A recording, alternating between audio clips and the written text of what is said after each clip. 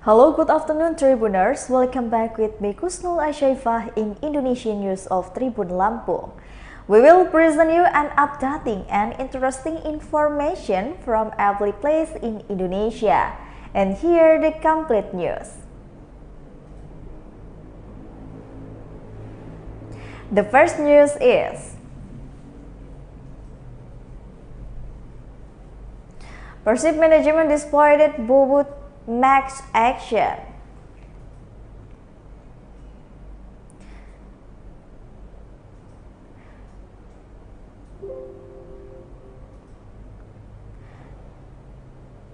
The action in the two victories of Rans Nusantara FC at the GBL Stadium Bandung City today had to be transited by the Dig-Saver action carried out by the inscription individuals at the match ticket exchange venue at the Pondok Puri Fergasi Sports Center. A 6-second point of the deniable action that describes situation of the Pondok Puri Progressive in the Super Ticket Exchange location has also been widely circulated on social media. In the video, several unscrupulous individuals are seen running amok and destroying several facilities at the e-ticketing exchange location.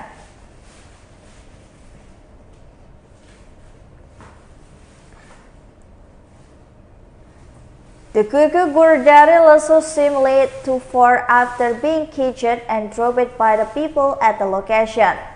Likewise, the chair and talabais used by the committee were standing after becoming the project of the Valentine and the procession and unscrupulous individuals who forced that the one to be get breakout ticket at the stadium.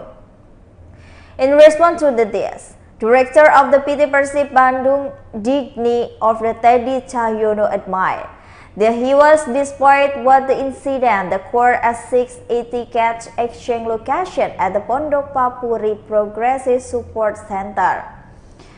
There are so many people from the supporter group who is insisting on getting wristband ticket without a previous ticket purchase transaction. In fact, due to the situation and avoiding condition, there are increasingly unfavorable. His party was forced to close early and a ticket exchange process at the location. As you know, the match organizers have the set on the two locations for the election ticket exchange for the Persib Bandung versus Rans Nusantara match, namely John Zipur 9 on the Ahmad Yani Route, Cinambo District, and the Pondok Papuri Progressive Sports Center, Gedebej District. On the totally 26,000 tickets sold by the match organizing committee only spectators were present at the GBL Stadium in the Bandung.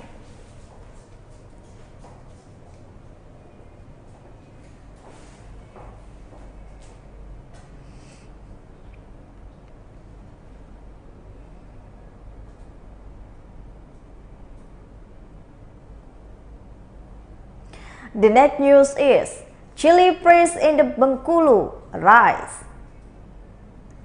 Price of the number of basic needs such as the chili prices also the Bengkulu after the price of the fuel oil or BBM rose on the Saturday for September 2022 in now.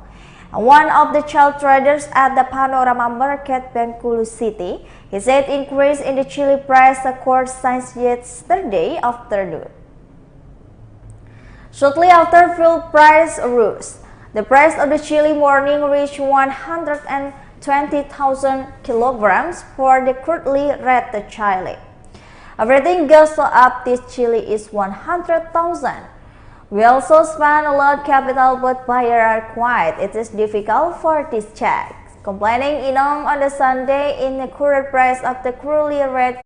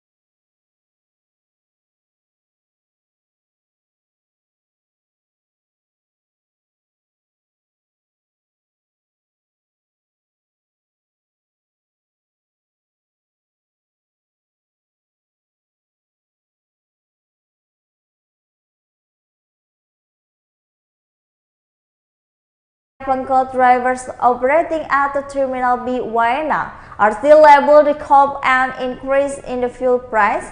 It also will be not too much impact the community. The cost of the living in Papua is very high compared to other regions, but we still can be survived, so there is increase in tariff.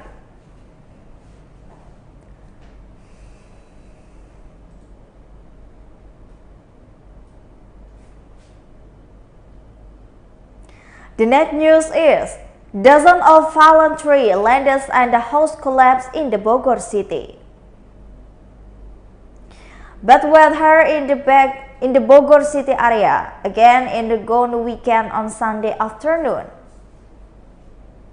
The Bogor City Regional Disaster Management Agency noted the result of the descent of the disaster point the court, including in a fallen tree, landings, and a building collapse due to heavy rain accompanied by the strong wind.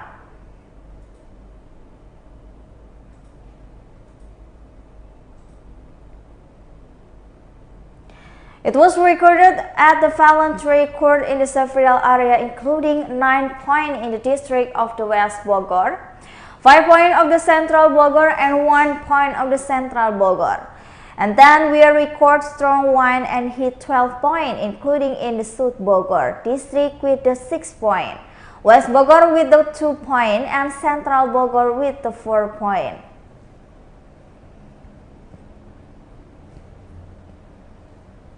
In addition, landings were recorded in the Palenting village area, Central Bogor district. There are many to the asphalting collection for the collapse in the Pasir Jaya village area with the Bogor district.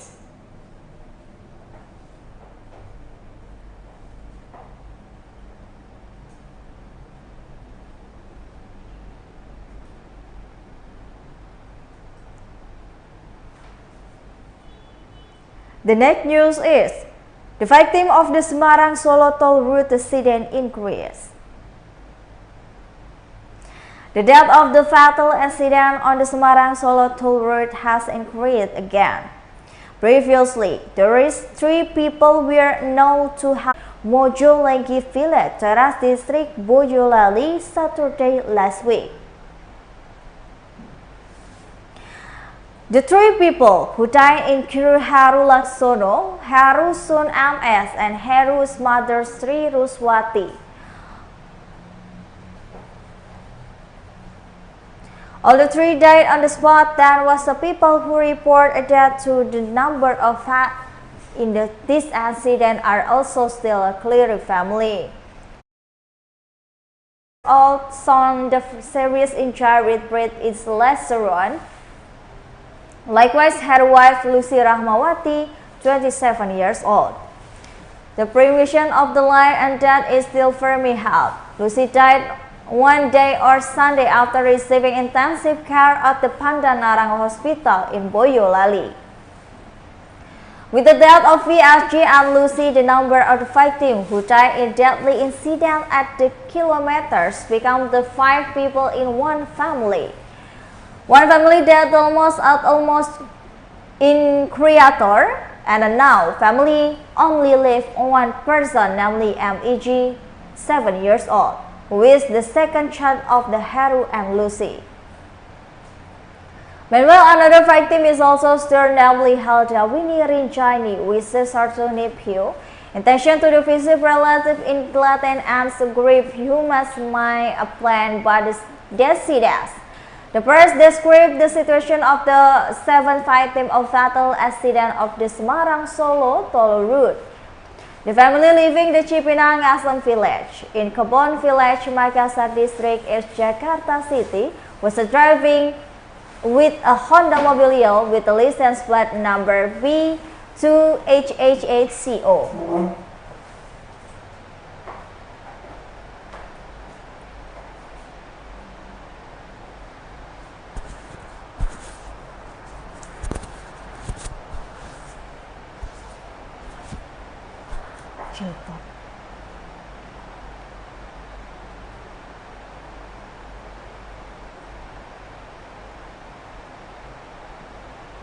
The next news is Makassar is besieged by demonstration against fuel price hike.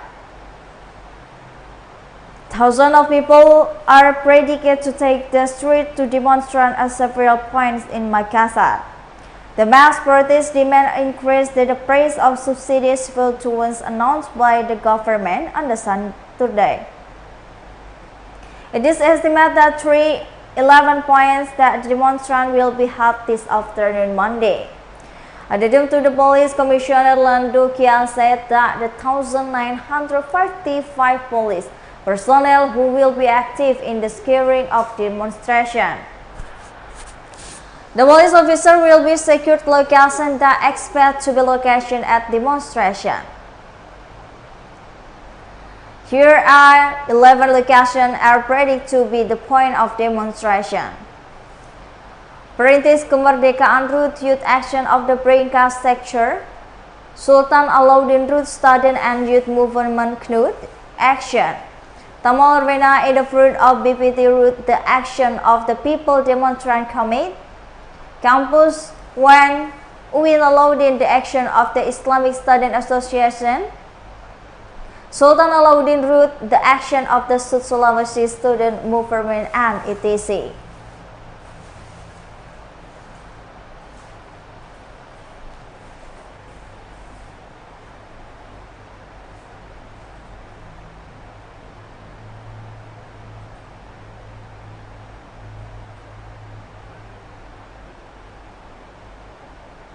And the last news is, the down TV of floating groups in the Pangkalan Kerinci trees relieved.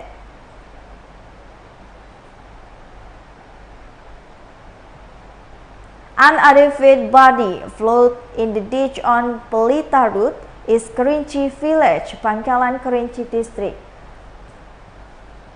Pahlawan Regency on the Friday morning finally found a bright spot. The identification man's body was finally revealed after the random crime scan. After receiving the report of the Pahlawan Police and the Pangkalan Kerinci Police carrying out on the site inspection and they evacuated the victim body and the found a crime scan including by the legacy belonging to the perpetrators. Based on the identification in the result, rescue address is Ambisi Road Ujung Kerinci Timur Village, Pangkalan Kerinci. The young man is the son of the Hermaduddin, 49 years old, a family in matches characteristic and the villaging of the victim. The victim was found missing, did not return home one day before being found dead. Based on information from the victim family, victim left house play around at the 4 p.m. Rescue uses the red Pacific brand Basicus, and the victim parent was probably and leaving the house. However, at around 8 p.m., the victim father Hermaduddin come and work and arrived home in the Ambis Ujung Road. He saw that the son not yet returned to his residence and even was getting dark before Maghrib. The Hasanuddin looked to the son whereabouts from Pelita and result, and however, did manage to meet until 2 a.m. in the morning. Until his father closed the return home. At around 7 p.m., Hermaduddin passed from the Pelita route. So many residents gathered while looking at the ditch. After police evacuated the victim, the trains and father confirmed that the man's body and Wilson Ray, a white black plastic brand business belonging to his son. Police explained that the fascists into the ditch will climb on the Pelita route. At this police, the Risk Regional General Hospital, Selasi Pangkalan Kerinci, for a post-mortem.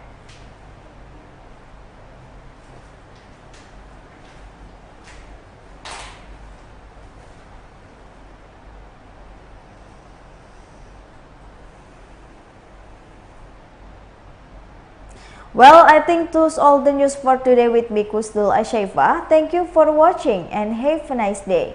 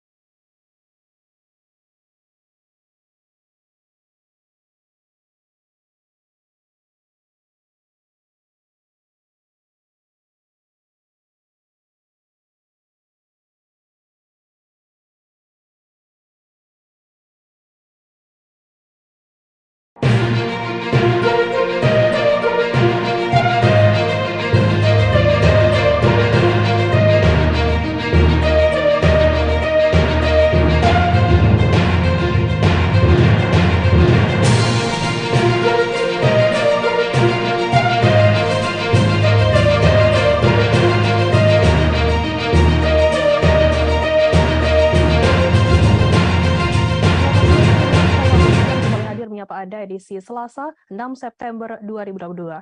Siang ini kami akan menyajikan berbagai informasi teraktual mengenai peristiwa yang terjadi di tanah air dan akan dilaporkan secara langsung oleh reporter kami di lapangan. Bersama saya Firda Ananda dan inilah live update selengkapnya. Kita ke berita pertama, saudara, seorang polisi anggota Polsek Wai Pengubuan, Lampung Tengah bernama Aibda Zulkarnain tewas ditembak. Korban tewas ditembak di rumahnya di Jalan Merpati, Bandar Jaya Barat, Kecamatan Terbanggi Besar, Lampung Tengah pada Minggu 4 September. Anggota polisi yang tewas ditembak orang tak dikenal itu merupakan anggota Babin Kamtibmas Kampung Putra Lempuyangan, Polres Lampung Tengah. Informasi lebih lengkapnya akan disampaikan oleh rekan jurnalis kami dari Tribun Lampung. Ada Fajar Ihwani akan melaporkannya. Silakan rekan Fajar. Baik, terima kasih rekan Firda. Di Lampung Tengah, seorang polisi tewas ditembak di Lampung Tengah. Korban adalah anggota Polsek Wai Pengubuan, Lampung Tengah bernama Aibda Ahmad Karnain. Korban yang ditembak merupakan anggota Babin Kamtibmas Polsek Wai Pengubuan, Lampung Tengah, yang lokasi rumahnya tak jauh dari rumah pelaku, yaitu di Jalan Merpati, Bandar Jaya Barat, Kecamatan Terbanggi Besar, Lampung Tengah. Peristiwa penembakan terjadi pada tanggal 4 September 2022 pukul 21.30 waktu Indonesia Barat. Aibda Ahmad Karnain mengalami luka tembak di bagian dada sebelah kiri hingga menyebabkan korban meninggal dunia. Sebelumnya, korban sempat dibawa ke Rumah Sakit Harapan Bunda, namun sayang nyawa korban tak tertolong, dan selanjutnya korban dirujuk ke Rumah Sakit Bayangkara Polda Lampung, Bandar Lampung untuk dilakukan pemeriksaan lanjutan atau otopsi. Dalam konferensi pers, Kapolres Lampung Tengah AKBP Dovi Fahlevi Sanjaya mengatakan, motif polisi yang menembak anggota polisi didasari rasa sakit hati. Ia mengatakan sakit hati yang dialami pelaku karena korban sempat mengungkap aib si pelaku melalui media sosial. Pada hari Minggu 4 September 2022 malam, pelaku melakukan penembakan karena sudah merasa di titik puncak kekecewaannya karena korban sudah menyinggung ke ranah keluarga. Kapolres menjelaskan, saat pelaku melaksanakan piket SPK, istri pelaku menelpon dan mengatakan sedang dalam keadaan sakit. Kemudian pelaku izin untuk kembali ke rumah dan melihat istrinya yang sedang sakit. Namun, saat di perjalanan, pelaku teringat akan perlakuan korban terhadap pelaku, sehingga pelaku menghampiri rumah korban. Pelaku berada di rumah korban, pelaku melihat korban sedang duduk di teras.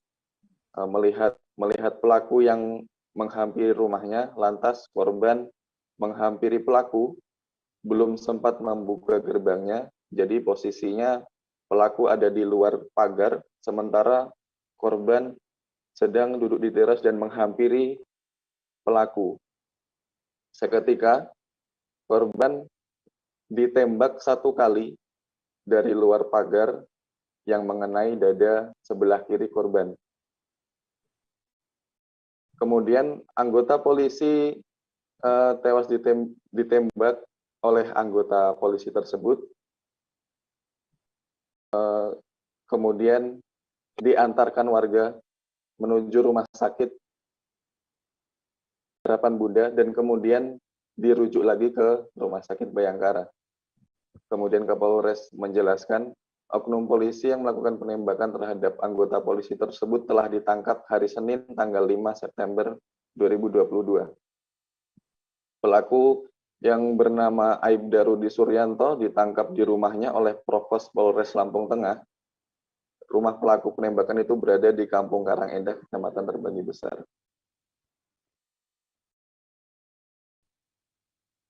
Ya. Baik. Baik, terima kasih rekan Fajar dari Tribun Lampung atas laporan Anda. Selamat bertugas kembali. Kita beralih ke informasi lainnya, Saudara. Belasan orang dari SD swasta di Kota Malang mengalami keracunan pada Jumat 2 September. Diduga mereka keracunan setelah mengonsumsi makanan yang didapat dari sebuah acara. Kejadian tersebut dialami oleh belasan orang yang juga termasuk para guru SD swasta yang terletak di Jalan Sudimoro, Kelurahan Mojolangu, dan di Jalan Simpang Kiai Haji Yusuf, Kelurahan Tasikmadu, Kecamatan Lowakwaru, Kota Malang. Informasi lebih lengkapnya akan disampaikan oleh rekan jurnalis kami dari Tribun Jatim, ada Kukuh Kurniawan yang akan melaporkannya. Silakan rekan Kukuh. Iya, baik rekan Firda, bisa saya jelaskan bahwa terjadi keracunan massal yang menimpa belasan orang di salah satu SD swasta di Kota Malang. Diketahui SD swasta tersebut adalah SD Muhammadiyah 4 Kota Malang. Perlu diketahui juga bahwa SD Muhammadiyah 4 Kota Malang tersebut memiliki 2 bangunan sekolah, yaitu di Jalan Sudimoro, Kelurahan Mojolangu, dan di Jalan Simpang Kiai Haji Yusuf, Kelurahan Tasikmadu, dan kedua SD tersebut masuk dalam wilayah Kecamatan Lowakwaru. Menurut warga sekitar yang tinggal dekat dengan SD tersebut, Yati mengatakan bahwa membenarkan adanya kejadian keracunan massal tersebut. Dia mengetahui pada Jumat tanggal 2 September lalu, pada saat itu ada salah seorang wali murid yang mendatangi dirinya, dan wali murid itu mengatakan banyak guru-guru yang sakit dan tidak masuk kerja. Saya itu saksi mata, yaitu Yati itu mencari informasi dengan menghubungi salah satu guru, dan guru tersebut mengatakan banyak guru yang tidak masuk karena mengalami keracunan. Dan menurut Yati sendiri, dari informasi guru yang dihubunginya itu, kejadian tersebut terjadi pada Kamis tanggal 1 September 2022. Jadi saat itu ada seorang alumni SD Muhammadiyah 4 Kota Malang mengundang mau berangkat sekolah ke luar negeri, dan kemudian alumni itu mengundang para gurunya itu untuk acara perpisahan. Di acara perpisahan tersebut, alumni itu menyelenggarakan acara perpisahan dan para guru tersebut mengonsumsi makanan dari acara tersebut, dan akibatnya dari itu sebanyak 11 orang keracunan dan masih dirawat di rumah sakit. Dan dari 11 orang itu sebagian besar adalah guru dan beberapa di antaranya adalah wali murid. Dan menurut penuturan PLT Kapolsek Lowakwaru AKP Anton Widodo, kejadian itu masih didalami oleh unit reskrim Polsek Lowakwaru. Dan Anton juga mengatakan bahwa unit Polsek Lowakwaru sudah melakukan penyelidikan dengan mendatangi catering penyedia makanan di acara alumni tersebut. Dari hasil pemeriksaan, keracunan diduga diakibatkan karena masakan yang sudah melewati batas waktu konsumsi atau basi. Begitu rekan Firda.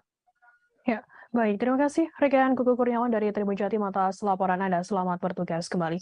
Kita beralih ke informasi selanjutnya, Saudara. Peredaran dan penyalahgunaan narkoba jenis sabu masih menjadi ancaman serius bagi perkembangan anak di Kabupaten Bangkalan. Demi melancarkan transaksi barang haram tersebut, seorang perempuan bahkan mengorbankan SB 17 tahun warga desa Pendabah, Kecamatan Galis sebagai kurir. Langkah SB tampak kuntai seketika digelandang bersama 24 orang tersangka sabu dalam siaran pers tindak pidana narkoba dalam rangka operasi Tumpas Narkoba Semeru di Polres Bangkalan pada Senin 5 September. Informasi lebih lengkapnya akan disampaikan oleh rekan jurnalis kami dari Tribun Madura, ada Ahmad Faisal Edo yang akan melaporkannya. Silakan rekan Faisal. Baik Fidra, terima kasih. Selamat siang rekan Tribun dimanapun berada. Polres Bangkalan menggelar konferensi pers atau press release hasil ungkap kasus dalam operasi Tumpas Narkoba Semeru 22 yang digelar selama 12 hari, mulai 22 Agustus hingga 2 September. Dari total 16 kasus yang berhasil diungkap, ada 25 tersangka. Salah satunya di situ adalah anak usia di bawah umur berinisial SB. SB yang merupakan warga desa Pendabah, Kecamatan Galis, terbukti menjadi kurir narkoba Di tangannya polisi menemukan 20 gram sabu yang siap diantarkan ke pembeli. Di situ SB mengaku bahwa barang haram tersebut didapatnya dari seorang perempuan yang saat ini masih dalam pengejaran pihak Polres Bangkalan. Kapolres Bangkalan AKBP Wiwit Ari Isono dalam keterangannya mengungkapkan bahwa SB diiming-imingi dengan uang senilai 2 juta ketika barang tersebut nantinya setelah terantar ke seorang pemesan di Kecamatan Tanah Merah. Pengungkapan kasus beredaran narkoba dengan melibatkan anak di bawah umur ini terungkap oleh unit reskrim Polsek Galis ketika mereka berusaha mendekati sebuah kerumunan di dekat jembatan di Desa Separah, Kecamatan Galis. Disitulah SB dan rekannya AH yang berusia 15 tahun mencoba kabur. Pengejaran pun dilakukan dan akhirnya menemukan barang bukti 20 gram tersebut. Sementara itu Firda dari Bangkalan. Ya, baik. Terima kasih rekan Ahmad Faisal Edo dari Tribun Madura atas laporan Anda. Selamat bertugas kembali. Akan kami tampilkan Tribuners wawancara dari Kapolres Bangkalan AKBP Wiwit Air Wibisono. Berikut liputannya untuk Anda. Bukti 20 gram itu dilakukan oleh satu orang anak dan satu orang dewasa. Yang bersangkutan mengambil barang dari ada perempuan, salah satu perempuan menurut pengakuan dia, lalu mau diserahkan ke salah satu orang di Tanah Merah. Nah, ketika dia mau menyerahkan ke salah satu orang di Tanah Merah ini sudah tertangkap dan masih proses pengembangan sampai dengan perempuan yang menyerahkan barang ini. Itu saja. Statusnya kurir waktu? Ya, statusnya kurir pengedar. Dia mau menjualkan yang di bawahnya. Dan dijanjikan duit 2 juta. Perilaku bejat dilakukan oleh Muhammad Nur, 47 tahun, yang nekat meruda paksa anak tirinya, sebut saja namanya Melati, 14 tahun, dan sepupunya Mawar, 16 tahun. Aksi bejat tersebut dilakukan sejak 2016, tepat saat kedua korban masih duduk di bangku sekolah dasar. Hal tersebut pun terungkap setelah Melati tak sanggup lagi mendapatkan perlakuan bejat dari Muhammad Nur yang telah menjadi sosok ayah tirinya sejak Melati berusia 3 tahun. Informasi lebih lengkapnya akan disampaikan oleh rekan jurnalis kami dari Bangka Pos. Ada Rizky Irianda Pahlev yang akan melaporkannya. Silakan rekan Rizky.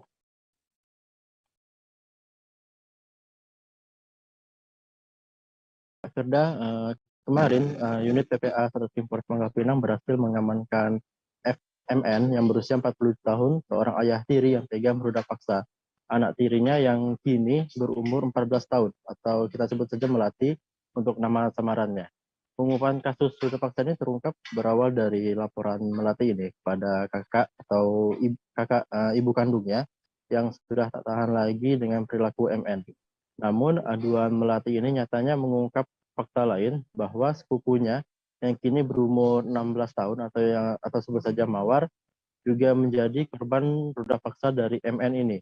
Nahasnya, MN ini melakukan aksi bejatnya sudah sejak 2016 lalu, atau sejak kedua korbannya ini masih duduk di bangku sekolah dasar. Selain itu, 7 tahun lamanya kedua korban ini bungkam, nyatanya dikarenakan mendapatkan sejumlah ancaman serta bujuk rayu dari MN. MN ini diketahui mengancam kalau korban ini buka suara atau cerita kepada siapapun, MN ini akan mengancam akan pisah dengan ibu kandungnya.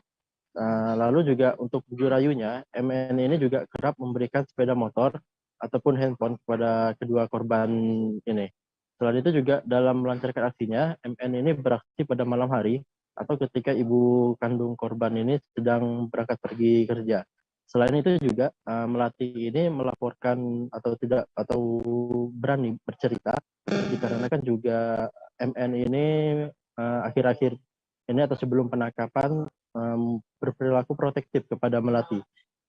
Protektif ini dalam hal Melati yang kini sudah duduk di bangku sekolah SMP dilarang untuk ada laki-laki yang dekat dengan Melati, itu laki-laki tersebut akan dimarahi dan segala macam, sehingga Melati ini yang tidak kuat dimarahi terus karena kedekatannya dengan pria lain, ini tidak kuat dengan MN dan melaporkan hal tersebut. Lalu sementara itu dari informasi terbaru, yang kami dapatkan dari unit PPA Satreskrim Polres Pangkal Pinang, mereka ini berhasil menangkap pelaku lain dalam kasus ini, yakni pelaku tersebut berinisial TR, yang naatnya TR ini merupakan kakek tiri para korban. Lalu untuk TR ini dalam kasus ini masih terus didalami terkait perannya dan sebagainya oleh unit PPA Satreskrim Polres Pangkal Pinang. Demikian, Firda. Ya, baik. Terima kasih rekan Rizky Irianda Palevi dari Bangka Pos atas laporan Anda. Selamat bertugas kembali. Tribuners, kita beralih ke informasi lainnya. Sejumlah mahasiswa yang tergabung dalam Cipayung Plus terlibat bentrok dengan aparat kepolisian saat berdemonstrasi terkait kenaikan harga BBM pada Senin 5 September siang. Bentrok tersebut dipicu saat para mahasiswa yang ingin membakar ban bekas di halaman kantor DPRD Pematang Siantar namun dilarang oleh pihak berwajib. Petugas pun terpaksa menembakkan gas air mata dan mengamankan beberapa mahasiswa untuk membubarkan aksi demonstrasi ini. Informasi lebih lengkapnya akan disampaikan oleh rekan jurnalis kami dari Tribun Medan, ada Alija yang akan melaporkannya. Silakan rekan Alija. Ya, selamat siang kita dan Tribuners. Saya laporkan bahwasannya bentrok antar mahasiswa Payung Plus di Jampar itu terjadi kemarin, di mana mahasiswa saat ini sedang berdemonstrasi menuntut kenaikan harga BBM itu dibatalkan. Nah, dalam aksi demo tersebut, puncak kemarahan mahasiswa yang tidak puas dengan jawaban dari wali kota Masjid DPRD, kemudian hendak melakukan pembakaran ban bekas. Namun upaya pembakaran ban bekas itu dilarang oleh pihak kepolisian sehingga bentrok antara kepolisian dan mahasiswa itu tidak bisa dihindarkan. Kemudian oleh Polres Pematang Siantar sendiri menembakkan gas air mata untuk membubarkan demonstran sehingga beberapa orang demonstran itu mengalami luka dan juga sekarang telah dirawat oleh pihak kepolisian. Nah, informasi sejauh ini Kapolres Pematang Siantar menyampaikan bahwasanya pihaknya meminta maaf akibat tidak tindakan humanis di anggotanya saat mengawasi kegiatan demonstrasi. Sementara itu hari ini juga dilakukan Polres Sumatera Utara akan menindaklanjuti informasi peristiwa yang terjadi kemarin. Demikian Firda. Ya, baik. Terima kasih rekan Alija dari Tribun Medan atas laporan Anda. Selamat bertugas kembali. Tribuners, akan kami tampilkan wawancara yang tadi sudah dimulai rekan kami Alija dari Wali Kota Pematang Siantar, Susanti Dewayani. Berikut liputannya untuk Anda. COVID yang lalu UMKM tetap bertahan. Nah, pada saat ini ketika COVID mulai melandai, UMKM kita dorong untuk maksimal dengan adanya pembinaan dari proses dari barang-barang tersebut yang dikeluarkan oleh UMKM, kemudian proses pemasarannya, bahkan dana bergulir juga sudah kita luncurkan. Mahasiswa Universitas Islam Negeri atau UIN STS akan melakukan aksi unjuk rasa kembali setelah demo pada Senin 5 September yang dilakukan pihaknya tidak diterima oleh pimpinan DPRD Provinsi Jambi. Hal ini disampaikan oleh Ardi Arsyah, koordinator aksi seusai melakukan aksi di depan gedung DPRD Provinsi Jambi. Ardi Arsyah menyebutkan bahwa pihaknya akan melakukan aksi lanjutan dengan massa yang lebih banyak lagi. Informasi lebih lengkapnya akan disampaikan oleh rekan jurnalis kami dari Tribun Jambi, ada Samsul Bahri yang akan melaporkannya. Silakan rekan Samsul. Oke, Firda dan Tribuners, dapat saya sampaikan bahwa kemarin itu dilakukan ratusan mahasiswa Universitas Islam Negeri Sultan Toha Kuring Jambi melakukan aksi unjuk rasa di depan gedung DPRD Provinsi Jambi. Adapun aksi unjuk rasa dilakukan oleh mahasiswa ini terkait dengan penolakan kenaikan bahan bakar minyak yang sebelumnya telah disampaikan atau telah diumumkan oleh pemerintah pusat. Selain terkait dengan penolakan kenaikan BBM, pada kesempatan ini juga dilakukan orasi terkait dengan inflasi yang terjadi di Provinsi Jambi, di mana sebelumnya inflasi Provinsi Jambi diumumkan oleh Presiden Jokowi juga bahwa tertinggi secara nasional. Selain itu juga mahasiswa maksud saya menyampaikan bahwa dengan kenaikan BBM kemudian dengan inflasi yang terjadi di Provinsi Jambi akan sangat dirasakan dampaknya oleh masyarakat, khususnya masyarakat menengah ke bawah. Nantinya akan ada kenaikan harga, kemudian dari komoditi lain yang nanti juga memberatkan daripada kebutuhan masyarakat. Terhadap hal ini, mahasiswa melakukan aksi unjuk rasa untuk memberikan atau berharap kepada DPRD Provinsi Jambi menjadikan satu suara terkait dengan penolakan kenaikan BBM dan ikut mengawasi bagaimana kebijakan-kebijakan yang dilakukan oleh pemerintah Provinsi Jambi dalam menekan laju inflasi yang terjadi. Pada aksi ini sempat terjadi dorong-dorongan antara mahasiswa dengan sejumlah petugas pengamanan dari TNI Polri yang berjaga di depan gedung DPRD Provinsi Jambi. Mahasiswa memaksa masuk untuk bertemu langsung dengan pimpinan DPRD Provinsi Jambi untuk mereka langsung menyuarakan aspirasi yang mereka sampaikan. Namun pada kesempatan ini diketahui bahwa pimpinan DPRD dan juga anggota DPRD tengah melakukan kunjungan kerja ke luar daerah sesuai dengan schedule yang telah ditentukan. Pada kesempatan ini hanya ditemui oleh Kepala Bagian Umum DPRD Provinsi Jambi. Hal ini juga menyulut aksi daripada masyarakat sehingga maksud saya mahasiswa, sehingga mahasiswa akhirnya membubarkan diri dan mereka berjanji begitu akan melakukan aksi lanjutan atau aksi berjilid begitu sampai dengan nantinya akan bertemu dengan pimpinan DPRD Provinsi Jambi. Mereka berjanji akan membawa atau akan datang lagi ke gedung DPRD Provinsi Jambi dengan massa yang lebih banyak. Demikian Firda. Ya, baik. Terima kasih rekan Samsul Bahri dari Tribun Jambi atas laporannya. Selamat bertugas kembali. Kita beralih ke informasi lainnya, Saudara. Sejak pagi hingga lewat tengah hari di pusat Kota Bitung, Kelurahan Bitung Tengah, Kecamatan Maesa, Kota Bitung, Provinsi Sulawesi Utara ramai dengan kendaraan angkutan kota atau angkot yang parkir pada Senin 5 September. Puluhan sopir mikro di Kota Bitung mogok angkut penumpang pasca kenaikan harga bahan bakar minyak bersubsidi. Sementara ada beberapa mikro masih memilih menarik penumpang dan lalu lalang di titik aksi mogok. Informasi lebih lengkapnya akan disampaikan oleh rekan jurnalis kami dari Tribun Manado, ada Christian Wayongkere yang akan melaporkan langsung dari Kota Bitung. Silakan rekan Christian.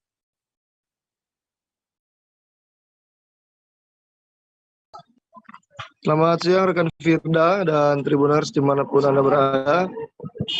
Hingga hari ini Rabu tanggal 6 September tahun 2022 belum ada kesepakatan penyesuaian kenaikan tarif angkutan kota atau mikro di Kota Bitung, Sulawesi Utara menyusul respon para puluhan sopir angkutan kota terhadap kenaikan BBM bersubsidi yang berkeinginan langsung ditindaklanjuti dengan kenaikan tarif angkutan kota untuk pelajar maupun umum.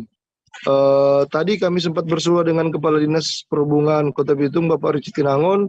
Dia menyampaikan hari ini masih dalam kajian yang dilakukan oleh BPTD wilayah Sulawesi, wilayah 22 Sulawesi, dan proses atau mekanisme penetapan penyesuaian kenaikan tarif pasca kenaikan BBM bersubsidi masih akan berlangsung dalam proses yang cukup lama karena butuh kajian-kajian maupun pertimbangan-pertimbangan yang masih dan akan terus dilakukan oleh pemerintah Kota Bitung, dalam hal ini Dinas Perhubungan. Dan terinformasi terkait dengan penyesuaian tarif ini, Dinas Perhubungan akan bertandang atau bertolak ke Jakarta untuk membicarakan dan membahas dengan instansi terkait. Sementara itu, di lapangan sejak hari Minggu kemarin pasca kenaikan harga BBM bersubsidi di Kota Bitung, para supir angkut langsung menaikkan harga tarif sepihak, yaitu 7.000 untuk umum dan 6.000 untuk siswa.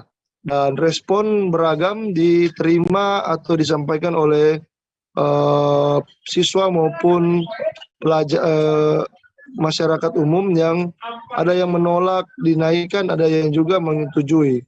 Kemudian dari sopir sendiri pertimbangannya dinaikkan karena ada yang sopir bilang sudah berdampak pada underdeal yang sudah naik, tapi sopir lainnya juga mengatakan sampai saat ini meski BBM sudah naik, underdeal masih belum naik.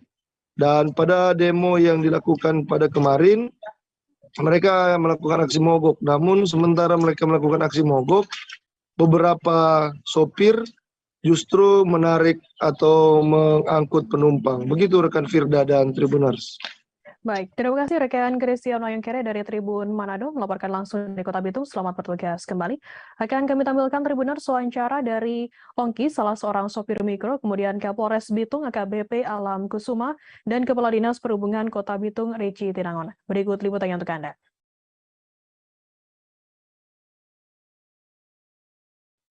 Orang mencari semua. Hari ini pun mencari toh. Tapi ibu tolong dan pemerintah kota harus kasih viral di Kota Bitung bahwa tarif 7.000 supaya jangan tombol kota salah dengan penumpang. Iya. Walaupun SK itu belum diterbitkan toh, tapi kasih viral supaya ini masyarakat juga tahu bahwa tarif 7.000. Iya, supaya anak sekolah berapa, penumpang biasa berapa. Supaya mengamankan kebijaksanaan pemerintah terkait penyesuaian harga BBM bersubsidi. Ini ada sedikit gejolak dari masyarakat, terutama sopir angkot, karena terkait dengan tarif yang masih rendah, mereka minta penyesuaian sehingga dapat memenuhi kebutuhan hidup mereka. Namun aksi ini masih dalam arti kondusif. Jadi Pak, untuk saat ini sopir dalam hal ini meminta apa Pak? Sopir meminta kenaikan ongkos tarif dari 5.000 menjadi 7.000. Itu Pak untuk penumpang umum itu berapa Pak dimintanya Pak? Penumpang umum 5.000. 5.000. Nah, saat ini 5.000. Mereka minta 7.000. Untuk anak sekolah Pak? Kalau anak sekolah mungkin ada sedikit keringanan. Pak, izin, jika kondisi ini akan terus berlangsung sampai jam anak pulang sekolah, tadi ada upaya yang akan dilakukan Polres Bitung untuk memfasilitasi. Ya, apabila anak sekolah tetap tidak ada yang angkut dari supir angkut ini, kita dari kepolisian akan menyiapkan truk, kemudian mungkin sarana-sarana lainnya untuk membantu antar jemput sementara. Ya, mencermati kenaikan ini dan tarif harus segera disesuaikan. Ya, kita akan lakukan secepatnya karena ini fenomena yang terjadi di semua daerah yang ada di Indonesia.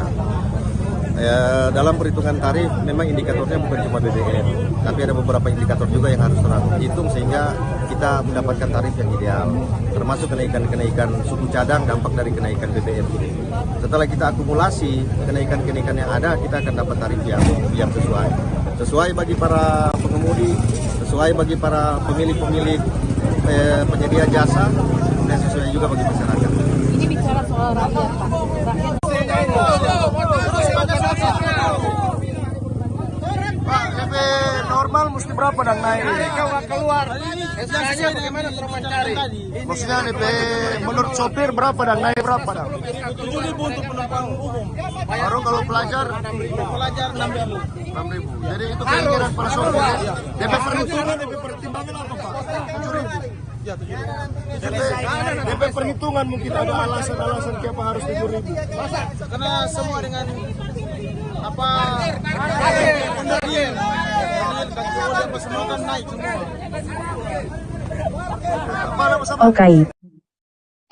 Aksi mendorong sepeda motor dilakukan oleh dua mahasiswa Universitas Islam Negeri Antasari Banjarmasin pada Senin 5 September sore. Dua mahasiswa yang melakukan aksi ini yakni Fahrianur yang mendorong sepeda dan Arbani yang mendorong sepeda motor jenis Matic ini merupakan bentuk protes atas naiknya harga BBM bersubsidi oleh pemerintah. Aksi mendorong sepeda dilakukan dari Jalan Veteran Banjarmasin, sedangkan sepeda motor didorong dari belakang A Hotel Banjarmasin. Informasi lebih lengkapnya akan disampaikan oleh rekan jurnalis kami dari Banjarmasin Post. Ada Frans Rumbon yang akan melaporkannya. Silakan rekan Frans.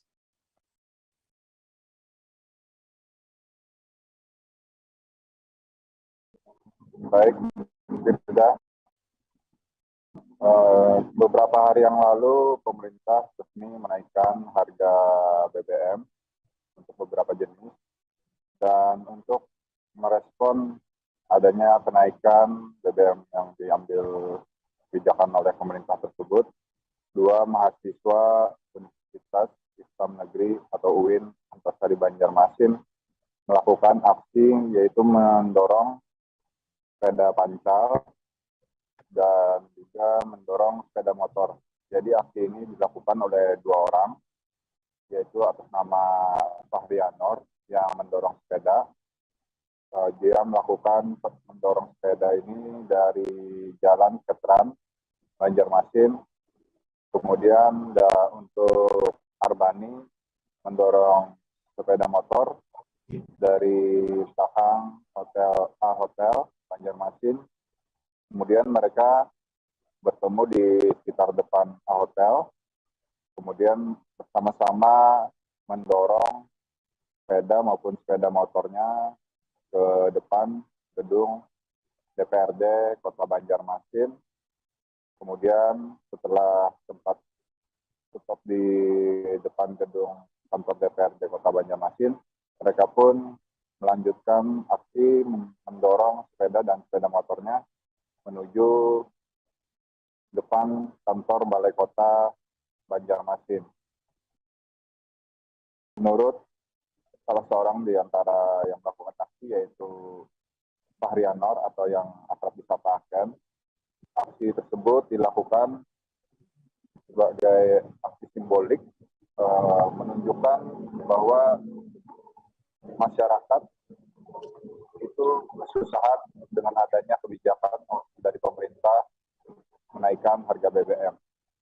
Jadi mereka mendorong sepeda maupun sepeda motor tersebut sebagai simbol betapa kesulitannya masyarakat. Dan dalam melakukan aksinya tersebut, mereka juga membuat tulisan-tulisan, kritikan-kritikan ataupun sindiran kepada pemerintah maupun yang pihak yang berwenang. Dan menurut mereka, seharusnya bukan BBM yang dinaikkan. Apalagi saat ini masyarakat sedang kesulitan setelah dilanda pandemi COVID-19.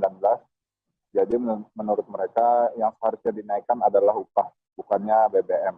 Dan mereka pun menuntut BBM ini bisa diturunkan. Demikian, terima kasih. Ya, baik. Terima kasih rekan Frans Rumban dari Banjarmasin Pos atas laporan Anda. Selamat bertugas kembali. Tribuners, akan kami tampilkan wawancara dari mahasiswa pendorong sepeda Pancal, yakni Fahrianur. Berikut liputannya untuk Anda. Mahasiswa UIN. Oh, ini dari mana tadi mendorong? Kalau yang mendorong ini dari belakang Hotel A, kalau ini dari veteran. Oh, ini maksudnya apa nih aksinya ini? Hari ini kami aksi simbolik dalam rangka merespon kenaikan harga BBM. Kita tahu bahwasanya hari ini masyarakat sudah setelah pandemi itu sudah kesulitan. Nah, ditambah lagi dengan naiknya harga BBM yang lebih mencekik terhadap rakyatnya. Hari ini pemerintah telah sewenang-wenang tanpa memikirkan bagaimana keadaan masyarakat setelah pandemi COVID-19. Kita harusnya membangun bagaimana masyarakat itu sejahtera, bukan malah menyesalkan daripada masyarakat. Makanya kami hari ini mendorong sepeda, menunjukkan bahwa masyarakat itu sedang kesulitan, tidak bisa membeli bahan bakar minyak. Dan kita ketahui bahwasanya ketika bahan bakar minyak hari ini naik, maka bahan-bahan pokok dan sebagainya bakalan ikut naik karena akomodasi transportasi ada di sana. Siapa namanya tadi? Fahrianor. Fahrianor. Para sopir angkutan umum baik angkutan kota atau angkot maupun angkutan pedesaan atau ANKDES mendesak Bupati Sika Franciscus Roberto Diogo untuk segera menetapkan tarif angkutan umum sementara. Tuntutan para sopir angkutan umum itu disampaikan pasca pemerintah pusat mengumumkan kenaikan BBM tanggal 3 September lalu. Desakan tersebut disampaikan kepada Bupati Sika, pimpinan DPRD Sika. Kepala Dinas Perhubungan Sika bertempat di pelataran kantor DPRD Sika pada Senin 5 September. Informasi lebih lengkapnya akan disampaikan oleh rekan jurnalis kami dari Tribun Flores, ada Paulus Kebelen yang akan melaporkannya. Silakan rekan Paulus.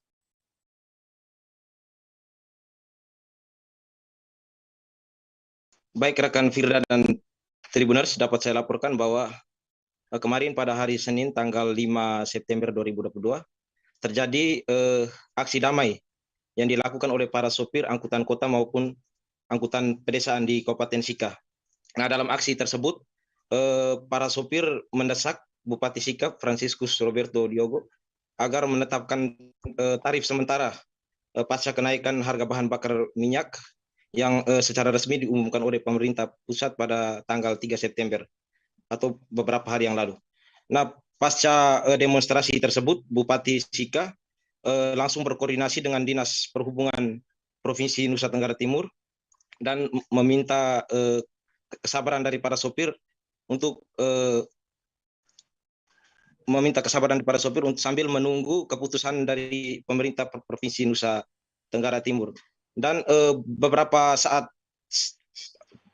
berselang saat aksi demo, Bupati akhirnya mengeluarkan kebijakan tarif sementara.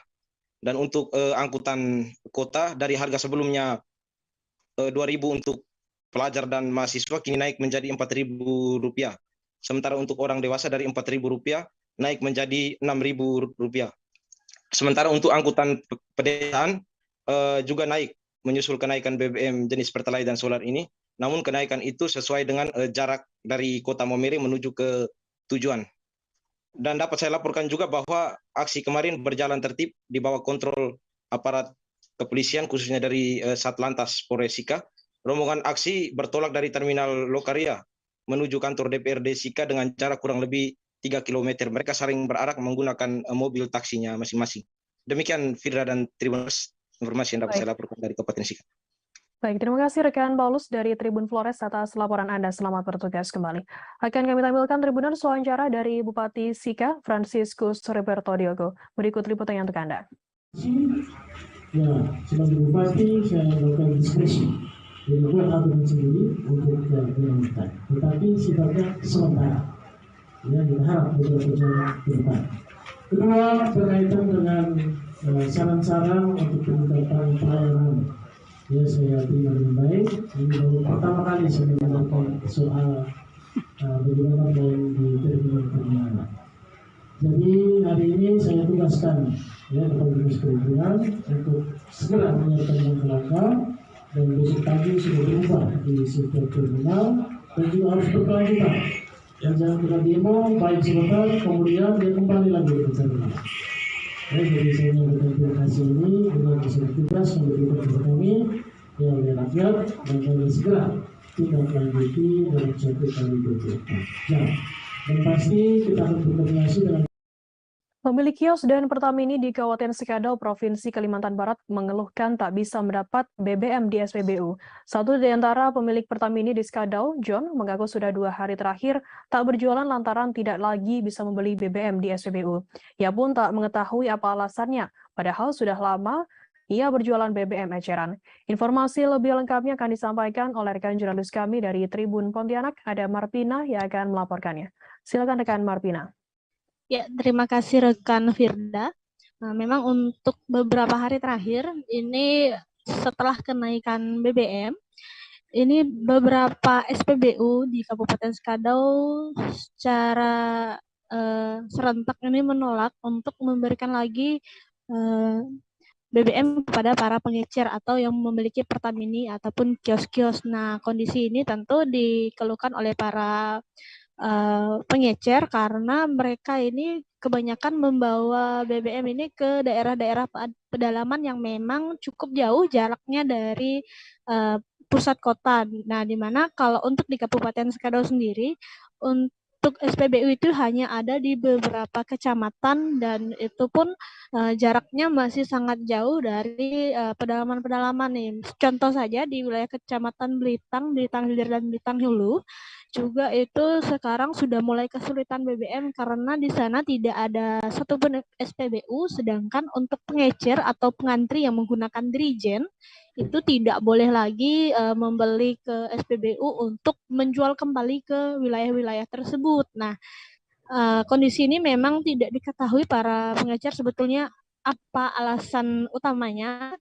Namun memang di dalam kota saja untuk mendapatkan Pertalite khususnya untuk kendaraan roda 2 dan roda 4 itu memang harus ke SPBU. Hanya beberapa kios ataupun Pertamini yang masih menjual itu pun dengan stok yang sudah lama mereka simpan. Nah, sementara kalau tidak mendapatkan di tempat eceran harus ke SPBU dan kemarin ada yang mengaku masyarakat setempat mengaku mengantri sampai 2 jam. Itu untuk kendaraan roda 2. Nah, tapi untuk sekarang kami lihat berdasarkan pantauan saya, itu untuk di SPBU juga sudah tidak terlalu banyak lagi antrian seperti hari-hari sebelumnya. Begitu, Firda. Ya, baik. Terima kasih rekan jurnalis dari Tribun Pontianak, Marpina, atas laporan Anda. Selamat bertugas kembali. Tribuners, kita akan jeda sejenak, tetaplah di Live Update. Oke, apa kabar Bang Ariski di sini untuk strateginya? Kalau saya sendiri di Jumit 37 ini yang semalam baru mulai, saya udah pasti. Sebenarnya aku nggak ngerasa itu penangkapan atau penggerbegan atau apapun itu, Karena gini loh, posisinya aku kriteria. Jadi kita mengenal disebut dengan stroke yang tidak berdarah dengan stroke yang berdarah. Stroke yang tidak berdarah itu biasanya ditandai dengan adanya penyumbatan. Kalau itu terjadi di sini mungkin pikirnya tidak ke situ kali ya, tapi kalau di Korea atau di Kamboja itu ada beberapa paper yang saya itu mas, ya. Dulunya tukang koran. Oh gitu ya. Tukang koran. Ya, saya baca itu Pak. Tuh kan pernah baca kan? Ya. Jadi kalau saya jadi tanggam itu udah bersyukur banget. Kak, si anak ini dijadikan sebagai tersangka begitu. Ya, kalau ini kita bicara yang di luar kasus Kebun Ombol ya. Dengan nama hujan shower, di mana terdapat batas jelas antara daerah hujan dan tidak hujan yang biasanya terjadi pada fase awal mature stage atau tahap berbahaya dewasa. itu Kang. Jadi mulai artinya terjadinya perlembekan. Nah itu untuk penetrasi akan sulit begitu ya. Dok, saya ini menurut saya memang tidak mudah, bukan urusan tanah diambil. Kalau misalnya Amerika Serikat sekarang, Rasulullah mengatakan dalam sebuah hadis bahwa berpuasa di 6 hari Syawal itu. Oke, apa kabar Bang Ariski di sini untuk strateginya? Kalau saya sendiri di Jumit 37 ini yang semalam baru mulai, saya udah sebenarnya aku nggak ngerasa itu penangkapan atau penggerebegan atau apapun itu. Karena gini loh, posisinya aku kriteria. Jadi kita mengenal disebut dengan stroke yang tidak berdarah dengan stroke yang berdarah. Stroke yang tidak berdarah itu biasanya ditandai dengan adanya penyumbatan. Kalau itu terjadi di sini mungkin pikirnya tidak ke situ kali ya, tapi kalau di Korea atau di Kamboja itu ada beberapa paper yang saya itu mas, ya. Dulunya tukang koran. Oh gitu ya. Tukang koran. Ya, saya baca itu Pak. Tuh kan pernah baca kan? Ya. Jadi kalau saya jadi tanggam itu udah bersyukur banget. Kak, si anak ini dijadikan sebagai tersangka begitu. Terima kasih Anda masih bersama kami di Live Update. Kita beralih ke informasi lainnya, Saudara. Naiknya harga BBM bersubsidi tak hanya membuat kaget, namun juga membuat warga di seluruh daerah, tak terkecuali di Kota Masohi, Maluku Tengah, tak berdaya. Warga, khususnya para sopir angkot di ibu kota Pramanahu Nusa itu hanya pasrah dengan keadaan yang ada. Willy, salah seorang sopir angkot, mengaku kaget dengan kenaikan tarif baru tersebut. Namun demikian, ia hanya bisa pasrah dengan keputusan pemerintah pusat. Informasi lebih lengkapnya akan disampaikan oleh rekan jurnalis kami dari Tribun Ambon, ada Lukman Mukadar yang akan melaporkannya. Silakan rekan Lukman. Baik Firda dan juga Tribuners, dapat kami laporkan bahwa memang kondisi kenaikan harga BBM ini menyebabkan kepanikan dan kepasrahan bagi warga masyarakat di seluruh daerah, terkecuali di Kota Masohi, Kabupaten Maluku Tengah ini. Dan kami memantau dan laporan berdasarkan hasil pantauan kami di lapangan, memang keluhan dari sejumlah pengguna kendaraan, salah satunya supir angkot ini, karena mereka yang paling merasakan kenaikan harga BBM ini, di mana mereka bukan saja panik namun juga pasrah dengan keadaan karena tidak bisa berbuat apa-apa. Namun demikian mereka berharap tidak ada lagi kenaikan harga BBM di kemudian hari, karena itu akan berpengaruh pada pendapatan harian mereka, Tribuners. Di mana saat ini dengan kondisi kenaiknya harga BBM ini, mereka khawatir akan terjadi kenaikan tarif angkut, dan ini akan menyebabkan pendapatan mereka berkurang, disebabkan mahalnya tarif angkut akan membuat animo masyarakat untuk naik angkut itu menjadi berkurang.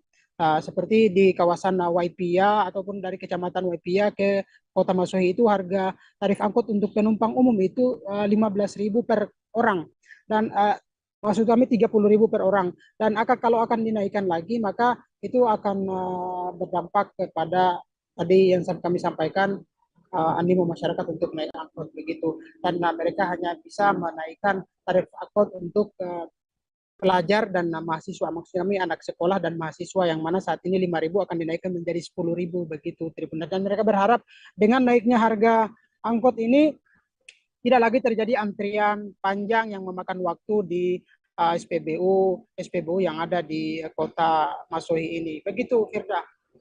Baik. Terima kasih rekan Lukman dari Tribun Ambon atas laporan Anda. Selamat bertugas kembali. Akan kami tampilkan Tribuners wawancara dari Willy, seorang sopir angkot. Berikut liputannya untuk Anda. Pasrah kah bagaimana? Sentraulai kakek. Sentraulai.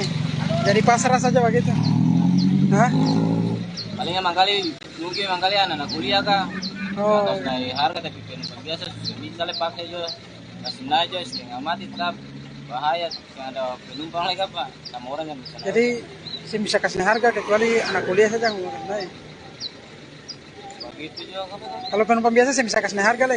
Iya, penumpang biasa. Karena kalau kasih naik penumpang pastinya kurang saja begitu. Iya. Oke. Pasti sama memilih naik motor saja. Naik motor ya. Yang makanya anak sekolah ini nanti tahu. Anak sekolah anak kuliah lah. Iya. Hanya bisa kasih naik di situ saja.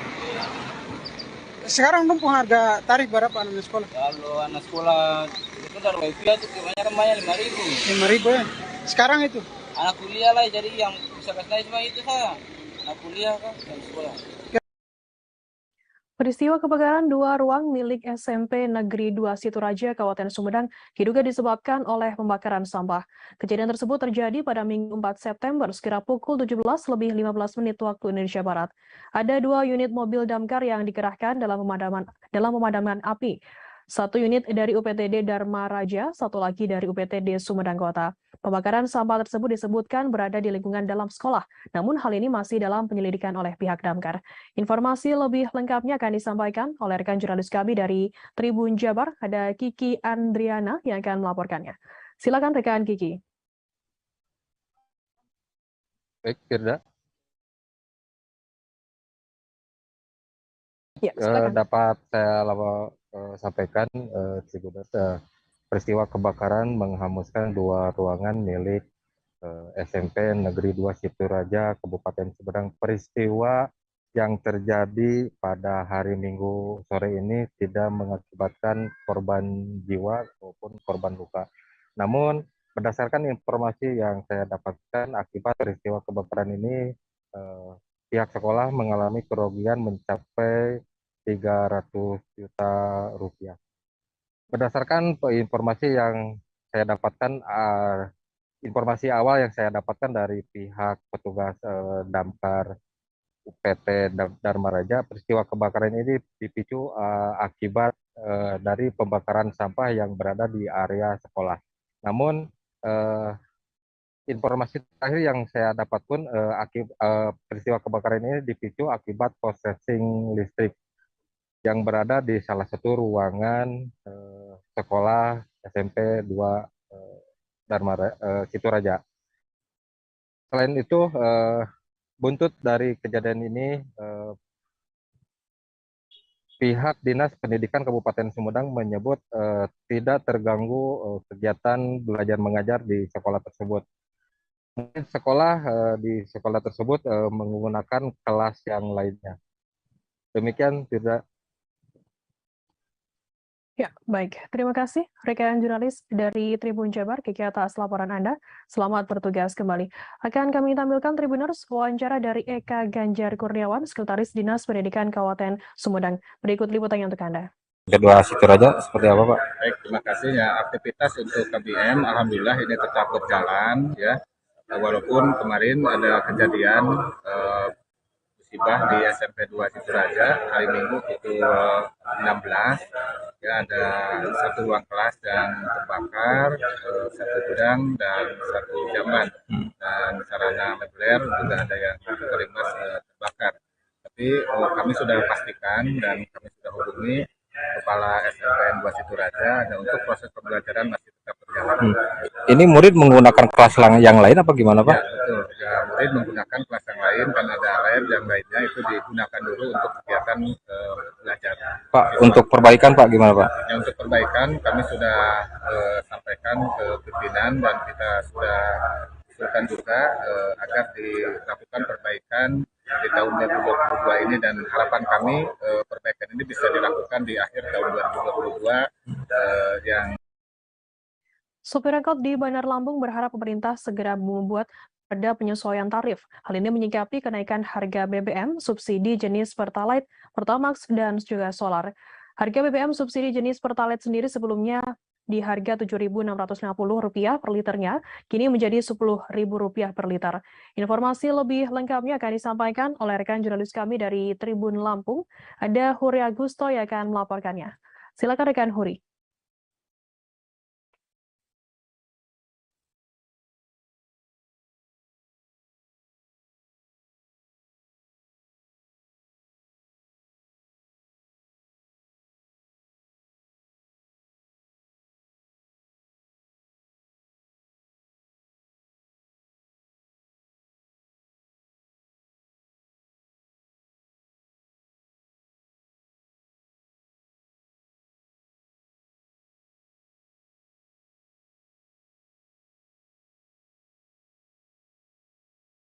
Terima kasih rekan Firda, bisa kami laporkan memang benar ya terjadi keluhan dari sejumlah supir angkot ya yang ada di Bandar Lampung, di mana belum ada kenaikan tarif resmi dari pemerintah atau Perda yang menyatakan bahwa untuk penyesuaian tarif ya.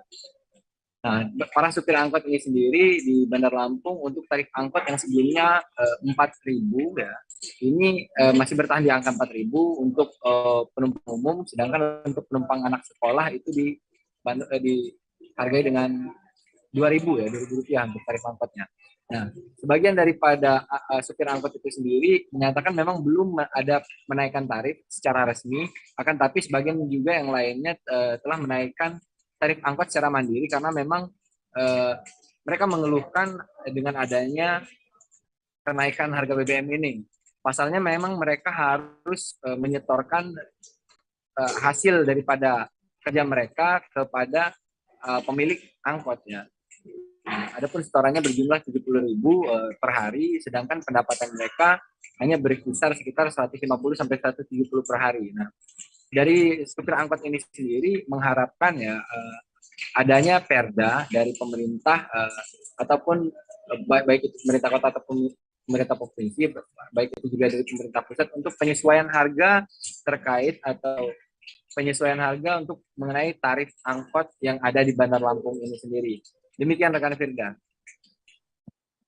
Ya, baik, terima kasih rekan Huri dari Tribun Lampung atas laporan Anda. Selamat bertugas kembali. Akan kami tampilkan Tribuners wawancara dari salah seorang sopir angkot, yakni bernama Jajat. Berikut liputannya untuk Anda. Ya, Pak. Ini namanya siapa, Pak? Jajat. Jajat. Nah, ya. Ini sopir angkot dari jurusan mana nih, Bang? Garuntang Tanjung Karang. Garuntang Tanjung Karang. Nah, ini kan sekarang harga BBM udah naik nih, Bang, Pertalite khususnya ya. Abang isinya BBM apa, Bang? Pertalite. Pertalite. Nah, sejauh ini gimana, Bang? Untuk tarif sudah ada perubahan nih belum, Bang? Ya, mau nggak mau kita naikin sendiri, Bang. Ini ya. Sekarang udah dinaikin sendiri? Kalau kita nggak naikin, ya kita nggak ada kawal, Bang. Oke, jadi sebelumnya harganya berapa ini, Bang? 4.000, 2.000, umum 4.000, anak sekolah 2.000. Ya. Ya. Kalau sekarang umum kita pintain 5.000, anak sekolah 3.000. Oke, jadi tapi ini belum merata, tapi secara resmi memang belum naik ya. Ini, Bang ya. Cuma ini rata-rata udah mulai naikin apa belum, Bang? Udah, rata. Karena tadi saya nanya dari jurusan Teluk Betung itu belum dinaikin katanya. Ini tapi rata-rata udah kebanyakan udah dinaikin. Oh, udah pada naik juga ya, Bang ya. Kabel udara yang semrawut dan menjuntai tak karuan di depan Pasar Mampang Perapatan, Jakarta Selatan dibabat habis. Pemotongan dan penurunan kabel udara itu dilakukan oleh petugas Dinas Bina Marga DKI Jakarta pada Senin 5 September sore. Gubernur DKI Jakarta Anies Baswedan pun juga ikut menyaksikan pemotongan dan penurunan kabel udara di depan Pasar Mampang Perapatan. Anies mengibaratkan kabel semrawut itu seperti bakmi hitam yang menggelantung. Anies mengatakan fenomena kabel udara yang semrawut merupakan permasalahan yang harus diselesaikan. Informasi lebih lengkapnya akan disampaikan oleh rekan jurnalis kami dari Tribun Jakarta, ada Anas Furkon Hakim yang akan melaporkannya. Silakan rekan Anas. Ya, baik, Firda. Bisa saya sampaikan bahwa kabel udara yang ada di depan Pasar Mampang Perapatan Jakarta Selatan dipotong dan diturunkan oleh petugas dari Dinas Bina Marga DKI Jakarta pada Senin sore kemarin. Acara pemotongan dan penurunan kabel udara itu turut dihadiri juga oleh Gubernur DKI Jakarta Anies Baswedan, kemudian Kepala Dinas Bina Marga DKI Jakarta Hari Nugroho, dan dari BUMD Jakarta Propertindo atau Jakpro. Kemudian ada juga anggota DPRD DKI Jakarta yang hadir dalam kegiatan pemotongan dan penurunan kabel udara itu. Pantauan tribunjakarta.com di lokasi kemarin bahwa kabel udara itu terlihat semrawut dan beberapa diantaranya menjuntai ke bawah sehingga mengganggu pengguna jalan. Bahkan Gubernur Anies mengibaratkan kabel-kabel udara yang semrawut dan menjuntai itu seperti bakmi hitam yang menggelantung. Pemotongan berlangsung selama sekitar 1,5 jam. Perwakilan dari Jakarta Propertindo atau Jakpro juga ikut melakukan pemotongan bersama petugas dari Dinas Bina Marga. Anies pun menginstruksikan kepada Jakpro selaku operator untuk tidak hanya melakukan pemotongan dan penurunan kabel udara saja, namun juga nantinya akan ditanam di bawah tanah, dan ia juga menginstruksikan agar PT Jakpro menyiapkan infrastruktur agar pemasangan kabel bawah tanah nantinya tidak mengganggu pengguna jalan atau nantinya akan menimbulkan kemacetan. Sementara itu, Kepala Dinas Bina Marga Hari Nugroho menginformasikan bahwa kabel-kabel udara yang semrawut ini tidak hanya yang ditertibkan tidak hanya di kawasan Mampang Perapatan, namun juga di 32 ruas jalan. 22 diantaranya berada di Jakarta Selatan, sementara 10 sisanya berada di Jakarta Timur. Untuk di Jakarta Selatan sendiri, titik-titiknya adalah di Jalan Suryo, Jalan Senopati, Jalan Worter, Mongsidi, kemudian ada juga di Jalan Gunawarman. Rencananya kabel udara yang akan dipotong dan diturunkan yaitu sepanjang 25 km dengan target pengerjaan yang belum ditentukan. Demikian, Beda. Baik, terima kasih rekan Anas dari Tribun Jakarta atas laporan Anda. Selamat bertugas kembali. Tribuners, akan kami tampilkan wawancara dari Anies Baswedan, Gubernur DKI Jakarta. Berikut liputannya untuk Anda. Memfasilitasi kegiatan warga berjalan dengan efisien, efektif. Dan itu artinya mobilitas penduduk berjalan dengan efisien. Semua kegiatan yang menyangkut konektivitas berjalan dengan lancar, dengan baik. Itulah sebabnya pada hari ini kita bersama-sama hadir di dalam sebuah kegiatan seremonial penurunan secara mandiri kabel udara sebagai bagian dari usaha kita membuat kota kita bersih, kota kita lebih efisien, efektif di dalam mengelola mobilitas penduduknya. Kita tahu bahwa selama ini kabel-kabel ini bergerak di atas sehingga menjadi pemandangan yang unik karena ini kalau difoto seperti bakmi hitam yang menggelantung di mana-mana. Dan saking sudah lamanya ini, sebagian kita tidak menganggap itu sebagai masalah. Yang sering merasakan ketika pendatang datang di kota ini, lihat betapa banyaknya ya kabel-kabel bergelantungan di atas. Limbah ampas kopi yang biasanya dibuang oleh kafe saat ini dimanfaatkan mahasiswa Universitas Negeri Malang atau UM untuk diolah menjadi produk fashion berupa jam tangan. Mereka memberi nama produk daur ulang ini dengan nama Excove. Ada 3 mitra kafe yang di Kota Malang yang limbah ampas kopinya mereka beli. Tim ini terdiri dari mahasiswa berbagai prodi di UM. Informasi lebih lengkapnya akan disampaikan oleh rekan jurnalis kami dari Surya Malang, ada Silvianita yang akan melaporkannya. Silakan rekan Silvi.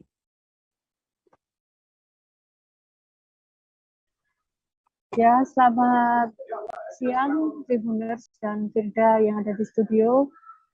Saya dari Malang melaporkan tentang kegiatan mahasiswa yang memanfaatkan limbah ampas kopi untuk pembuatan jam tangan. Untuk itu mereka membeli limbah ampas kopinya dari 3 kafe yang ada di Kota Malang. Limbah-limbah itu biasanya dibuang dan mereka membelinya seharga 2.000 untuk 1 kilo ampas kopi, dan mereka mengolahnya lagi menjadi produk fashion.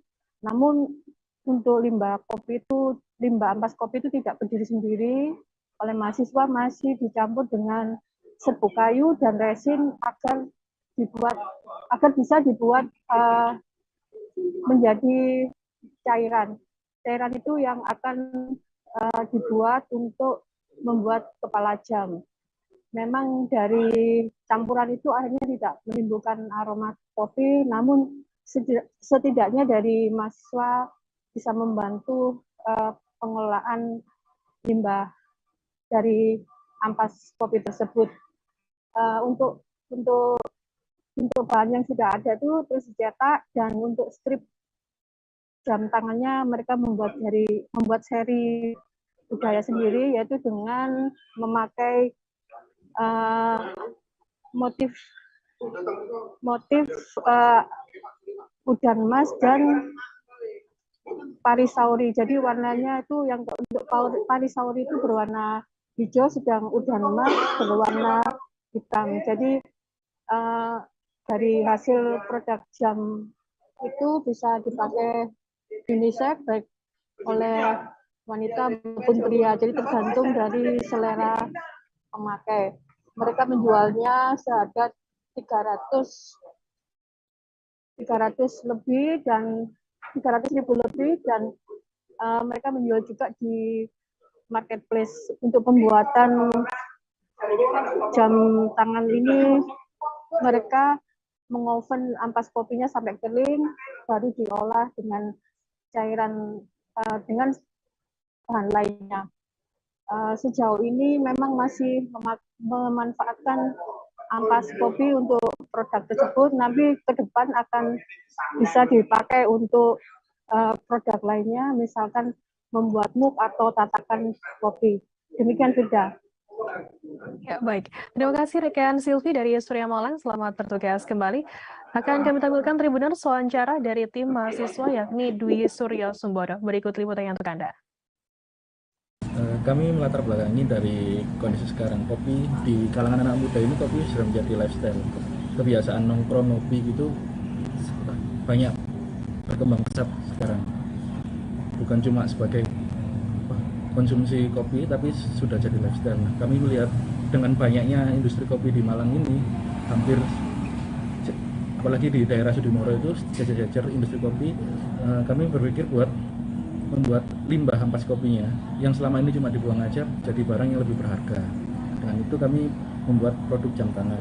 Kenapa dipilih jam tangan? Karena jam tangan ini adalah produk fashion yang penggunaannya tidak hanya terbatas pada fungsi, tapi juga ada nilai estetikanya. Di latar belakangnya juga dari jurusan saya, yaitu desain komunikasi visual. Kami coba menggabungkan antara konsep recycle dan kebudayaan menjadi satu produk. Terus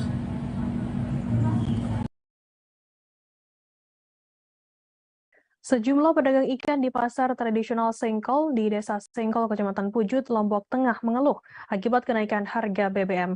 Mereka mengeluhkan harga BBM yang naik juga menyebabkan harga bahan pokok dan kebutuhan rumah tangga juga ikut mengalami kenaikan. Termasuk ikan yang mereka jual pun juga turut mengalami kenaikan. Terdapat beberapa ikan dan hasil laut yang turut mengalami kenaikan harga. Informasi lebih lengkapnya akan disampaikan dari rekan jurnalis kami dari Tribun Lombok. Ada Sinto yang akan melaporkannya. Silakan rekan Sinto. Baik, terima kasih rekan Firda. Ya, benar sekali bahwasannya imbas dari kenaikan harga BBM yang telah ditetapkan oleh pemerintah dirasakan ya dampaknya oleh sejumlah pedagang pasar ikan yang terletak di pasar tradisional Sengkol, Desa Sengkol, Kecamatan Pucuk, Lombok Tengah, Nusa Tenggara Barat, Tribuners. Akibat dari kenaikan BBM ini, sejumlah pedagang ikan mengeluhkan ya terkait kenaikan harga BBM.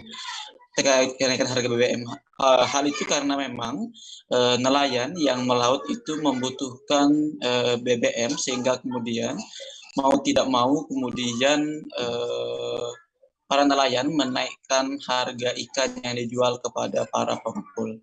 Para pengepul pun tidak mau rugi, mereka ikut menaikkan harga ikan tersebut, yang dimana berdasarkan pantauan Tribun Lombok.com di pasar tradisional Sengkol, harga ikan naik mulai dari harga Rp5.000 hingga dengan Rp10.000.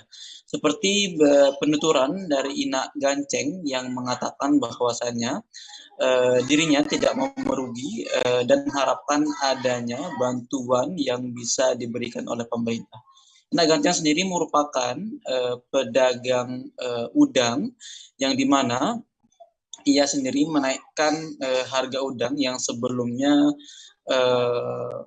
per kilo ia jual dengan harga Rp50.000, kini udang tersebut dinaikkan dengan harga Rp60.000, Tribuners. Termasuk pula yang dilakukan oleh Ina Katri yang mengatakan bahwasannya ia sendiri menaikkan harga ikan layur yang sebelumnya satu bak dihargai dengan harga 100.000, kini naik mohon maaf, maksud saya satu bak dihargai dengan harga Rp200.000, kini naik menjadi Rp250.000, Tribuners. Kemudian juga berdasarkan pantauan tribunlombok.com di pasar tradisional Sengkol, saat ini untuk sejumlah 9 bahan pokok atau sembako saat ini terpantau masih stabil atau belum mengalami kenaikan. Namun para pedagang sembako di pasar tradisional Sengkol mengaku khawatir sewaktu-waktu harga 9 bahan pokok juga mengalami kenaikan, Tribuners. Oleh karenanya mereka mengharapkan jika nanti adanya kenaikan sembako, mereka mengharapkan adanya pinjaman tanpa bunga yang diberikan oleh pemerintah. Sekian rekan Firda. Ya, baik, terima kasih rekan Sinto dari Tribun Lombok atas laporan Anda. Selamat bertugas kembali. Kita beralih ke informasi lainnya, Saudara. Pejabat atau PJ Bupati PD Wahyudi Adi Siswanto menyikapi honor ratusan guru kontrak yang belum dibayar pemerintah Kabupaten PD. Ratusan guru kontrak itu bertemu pejabat Bupati PD untuk membahas tidak diterbitkannya SK kontrak hingga honor yang belum dibayar. Padahal honor untuk membayar honor guru honorer tersebut telah dialokasikan dalam anggaran pendapatan belanja Kabupaten tahun 2022. Informasi lebih lengkapnya akan disampaikan oleh rekan jurnalis kami dari Serambi News Indonesia, ada Muhammad Nazar yang akan melaporkannya. Silakan rekan Nazar. Ya, makasih Firda. Halo Tribuners, kami laporkan dari Kabupaten PD Provinsi Aceh bahwa ada 300 lebih guru kontrak yang mendatangi pejabat atau PJ Bupati PD Wahyudi Adi Siswanto pada kemarin. Kedatangan tersebut bahwa tenaga kontrak menuntut adanya perpanjangan SK kontrak, juga pembayaran honorarium sejak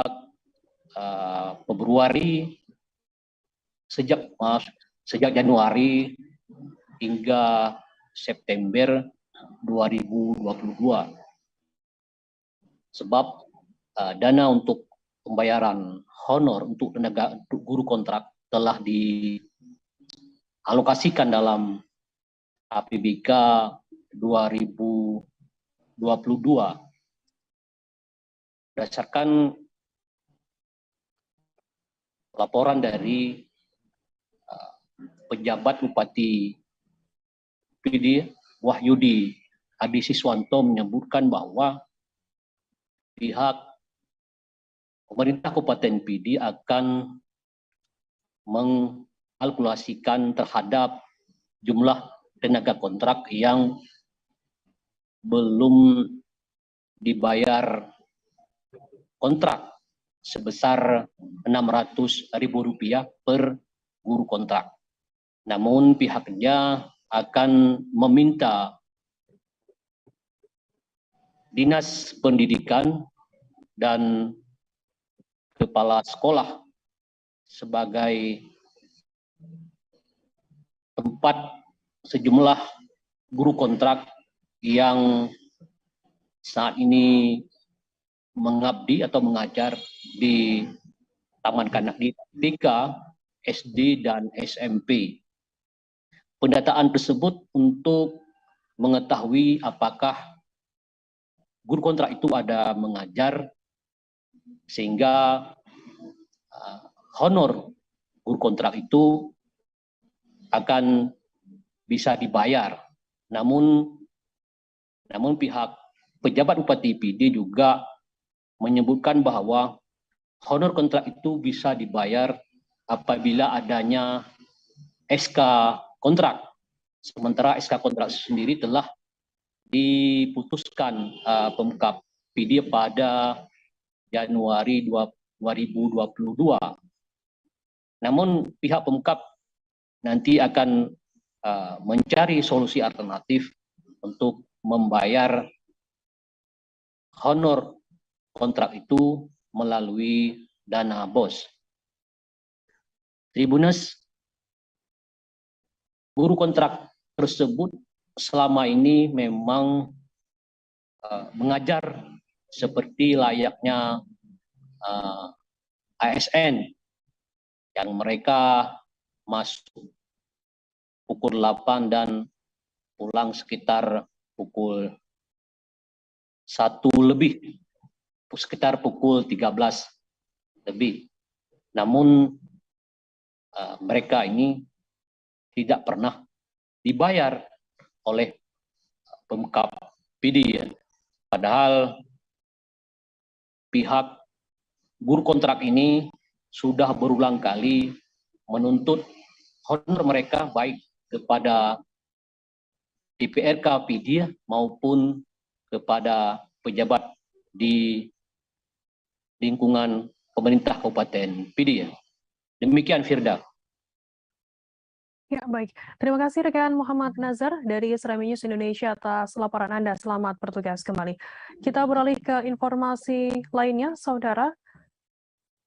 Wali Kota Surabaya Eri Cahyadi bersama Ketua TPPKK Kota Surabaya Rini Indriani Eri menghadiri sedekah bumi di Kampung Gadel, Kelurahan Karangpoh, Kecamatan Tandes, Surabaya pada Minggu 4 September. Acara berlangsung semarak dengan diisi berbagai prosesi dan juga atraksi. Hadir di lokasi, Wali Kota Eri bersama Ning Rini mengikuti setiap prosesi sedekah bumi. Bahkan Mas Eri juga keliling perkampungan hingga ke titik akhir di punden wilayah tersebut. Informasi lebih lengkapnya akan disampaikan oleh rekan jurnalis kami dari surya.co.id, ada Bobby Kulowa yang akan melaporkannya. Silakan rekan Bobby. Baik, Firda dan Tribuners dimanapun berada, jadi benar sekali warga Gadel ya, di Kecamatan Tandes, Kota Surabaya pada minggu kemarin menggelar acara sedekah bumi yang dihadiri oleh Wali Kota Surabaya. Acara ini merupakan bentuk rasa syukur warga setempat atas melimpahnya rezeki yang mereka dapatkan, sekaligus bentuk rasa syukur ya atas berbagai hal yang mereka dapatkan selama setahun belakangan. Acara ini semakin menarik setelah Wali Kota Surabaya Eri Cahyadi hadir secara langsung bersama Ketua PKK Kota Surabaya Rini Indriani Eri Cahyadi. Bahkan Wali Kota bersama istri turut mengikuti sejumlah prosesi yang mana diantaranya melakukan kirap atau jalan bersama gitu ya ke sejumlah kawasan di Gadel tersebut. Wali Kota Surabaya Eri Cahyadi menjelaskan bahwa acara ini menjadi salah satu bentuk kekhasan di Kota Surabaya, yang mana Surabaya sebagai sentra atau ibu kota Jawa Timur masih konsisten untuk mempertahankan budaya, diantaranya melalui acara sedekah bumi. Ini menurut Wali Kota menjadi salah satu bukti gotong royong kerjasama antara antar warga begitu ya, yang mana terus terpelihara sejak zaman dahulu. Memang acara ini diselenggarakan oleh warga secara mandiri ya, atas swadaya, yang mana tanpa keterlibatan Pemkot. Wali Kota Surabaya juga menjelaskan bahwa acara tersebut akan diteruskan ya oleh Pemkot Surabaya, yang tahun depan rencananya akan menggelar sedekah bumi dalam skala kota yang nantinya akan dianggarkan melalui APBD Kota Surabaya tahun 2023. Acara di Gadel tersebut diikuti oleh sekitar 20 kelompok ya, 25 kelompok yang masing-masing kelompok diikuti oleh 20 warga dengan berbagai tema. Ada berbagai kesenian kebudayaan yang ditampilkan dalam acara hari Minggu tersebut, diantaranya ada seni reok, kemudian tata leksi, tari-tarian, hingga berbagai seni tradisional lainnya. Firda. Ya, baik, terima kasih rekan Bobby dari surya.co.id atas laporan Anda. Selamat bertugas kembali. Akan kami tampilkan Tribuners wawancara dari Wali Kota Surabaya Eri Cahyadi. Berikut liputan untuk Anda. Alhamdulillah hari ini ada sedekah bumi di RW 6 Gadel, Kelurahan Karangpo. Kita sebagai bangsa, sebagai warga Kota Surabaya harus selalu mengingat budaya dari diri kita sendiri. Surabaya terkenal dengan budaya areknya. Maka salah satu budaya yang dilakukan di Gadel ini adalah sedekah bumi. Dengan sedekah bumi ini itu juga mewujudkan rasa gotong royong dan kebersamaan karena semua elemen ikut. Dan dengan kekuatan sedekah bumi inilah saya berharap bisa merasuk ke dalam jiwa dan raganya seluruh warga Kota Surabaya, sehingga rasa saling tolong-menolong, sehingga rasa saling membantu, saling gotong royong itu bisa terwujud di Kota Surabaya. Dan saya berharap warga Surabaya terus melestarikan budaya ini untuk mengatakan bahwa budaya adalah perekat pemersatu. Puluhan mahasiswa di Kota Pontianak kembali menggelar aksi demonstrasi menuntut harga bahan bakar minyak yang dinaikkan oleh pemerintah untuk turun Senin 5 September. Puluhan mahasiswa dari Organisasi Pergerakan Mahasiswa Islam Indonesia atau PMII dan Kesatuan Aksi Mahasiswa Muslim Indonesia menggeruduk kantor DPRD Provinsi Kalbar. Mereka membawa berbagai spanduk. Puluhan mahasiswa ini meminta anggota DPRD Provinsi Kalbar untuk menyampaikan ke pemerintah agar BBM diturunkan. Informasi lebih lengkapnya akan disampaikan oleh rekan jurnalis kami dari Tribun Pontianak, ada Ferianto yang akan melaporkannya. Silakan rekan Ferry. Siap, terima kasih Firda. Nah, Firda, untuk aksi unjuk rasa di Kota Pontianak terkait menolak keputusan pemerintah menaikkan harga BBM ini sampai hari ini, di hari Rabu ini juga masih berlangsung ya. Untuk aksi demonstrasi sendiri dari mahasiswa sudah berlangsung sejak pekan lalu sampai dengan minggu ini. Nah, dari pihak mahasiswa sendiri menyampaikan bahwa mereka menolak keras terkait naiknya harga BBM di Indonesia, khususnya di Kota Pontianak dan Kalimantan Barat. Nah, kemarin itu yang menggelar aksi di DPRD Provinsi Kalimantan Barat dari PMI dan kami, ketua kami Kalimantan Barat itu menyampaikan bahwa mereka menolak terkait kenaikan harga BBM, meminta pemerintah menurunkan harga BBM secepatnya, melakukan evaluasi. Nah, mereka menilai dengan kenaikan harga BBM bakal memicu inflasi yang lebih besar lagi di Indonesia, sehingga hal itu bakal menyulitkan warga masyarakat Indonesia sendiri. Kemudian mereka nilai juga karena klaim pemerintah terkait subsidi yang tidak tepat sasaran itu tidaklah benar. Harusnya pemerintah bila mana subsidi tidak tepat sasaran, pemerintah harus melakukan evaluasi terkait penyalurannya, bukan malah menaikkan harga. Dan mereka menyatakan pemerintah harusnya lebih fokus terhadap monitoring dibanding dengan menaikkan harga. Kemudian mereka juga meminta pemerintah harusnya juga menunda proyek-proyek dengan dana yang besar untuk lebih fokus terhadap mensejahterakan masyarakat dan menstabilkan harga melalui BBM ini, karena dari pihak masing-masing sendiri menilai dengan naiknya harga BBM pun nantinya bakal diiringi dengan efek domino yang lain seperti kenaikan harga bahan pangan, harga kebutuhan pokok yang lainnya. Dan untuk sampai pada hari ini sendiri, itu di Kota Pontianak dan Kalimantan Barat aksi demonstrasi masih terus berlangsung ya Firda ya. Dan bahkan direncanakan besok juga itu dari berbagai organisasi mahasiswa yang ada di Kota Pontianak di Kalimantan Barat juga bakal menggelar aksi demonstrasi terkait menolak kenaikan harga BBM yang sudah ditetapkan oleh pemerintah saat ini. Demikian Firda. Ya, baik. Terima kasih rekan Ferianto dari Tribun Pontianak atas laporan Anda. Selamat bertugas kembali. Kita beralih ke informasi lainnya, Saudara. Puluhan siswa SMPN 14 Kota Mataram mengamuk dan merusak ruang kelas siswa SDN model Mataram pada Jumat 2 September. Pasca insiden tersebut, Kepala Dinas Pendidikan Kota Mataram dan Ketua DPRD Kota Mataram langsung turun melakukan mediasi kedua belah pihak. Hasil mediasi yakni pemindahan sekolah SDN model ke tempat yang berbeda.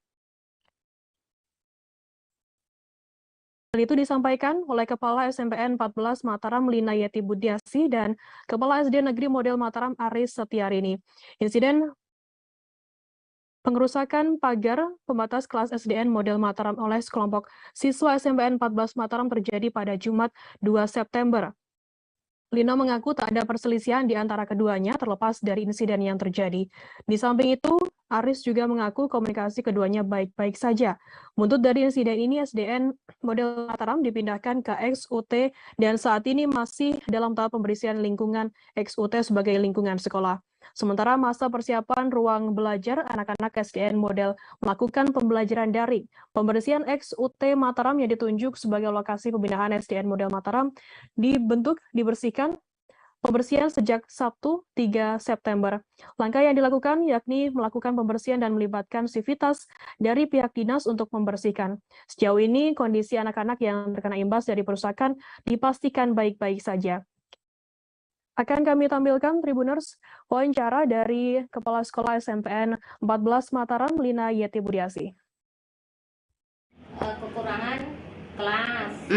Nah, kebetulan kelas itu dipinjam sama SD model. Nah, sebenarnya ini sudah proses dari dinas, dari Pemkot, penyelesaian itu, dan sebenarnya ini lagi tahap ini loh penyelesaian, karena memang sudah diberikan, sudah ada solusi bahwa SD sudah mau dipindah ke SD.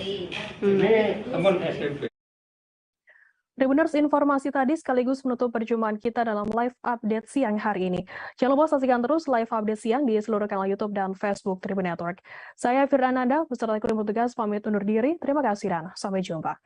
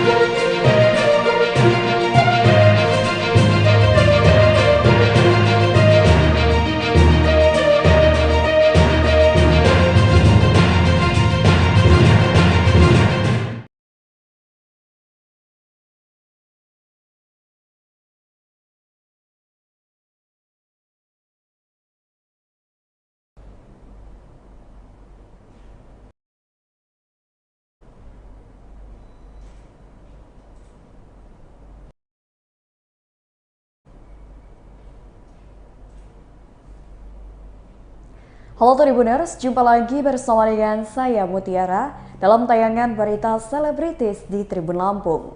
Kami akan menyajikan informasi menarik dan terupdate seputar selebritis tanah air untuk Anda.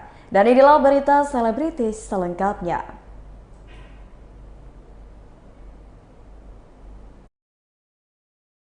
Dari komika Marcel Widianto takut untuk menikah dengan Celine Evangelista. Marcel Widianto mengungkap ada ketakutan bisa banyak bicara soal kabar akan menikah dengan Celine. Meski demikian, Marcel mengaku sudah bertemu dan kenal dengan keempat anak-anak Celine.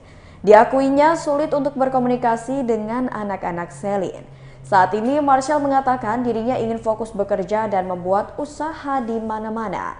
Ia sadar betul jika ingin menikahi Celine, dirinya harus menafkahi 4 anaknya. Marcel sempat mengiyakan kabar dirinya akan serius dan menikahi Celine Evangelista ketika diwawancarai oleh awak media. Akan tetapi ia enggan menegaskan hal itu sendirian. Ia baru mau banyak buka suara ketika diwawancarai bersama dengan Celine. Ia buka suara soal kabar dirinya dan Celine Evangelista akan menikah.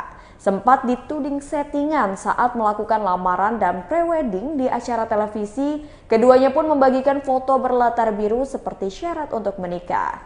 Ketika ditemui, Marcel mengaku belum bisa bicara banyak soal kabar yang sedang ramai diperbincangkan itu dan ia hanya meminta doa dari orang-orang terdekatnya. Berikut wawancara dengan Marcel Widianto.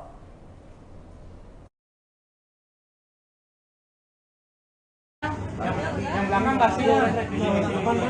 Aku berdiri.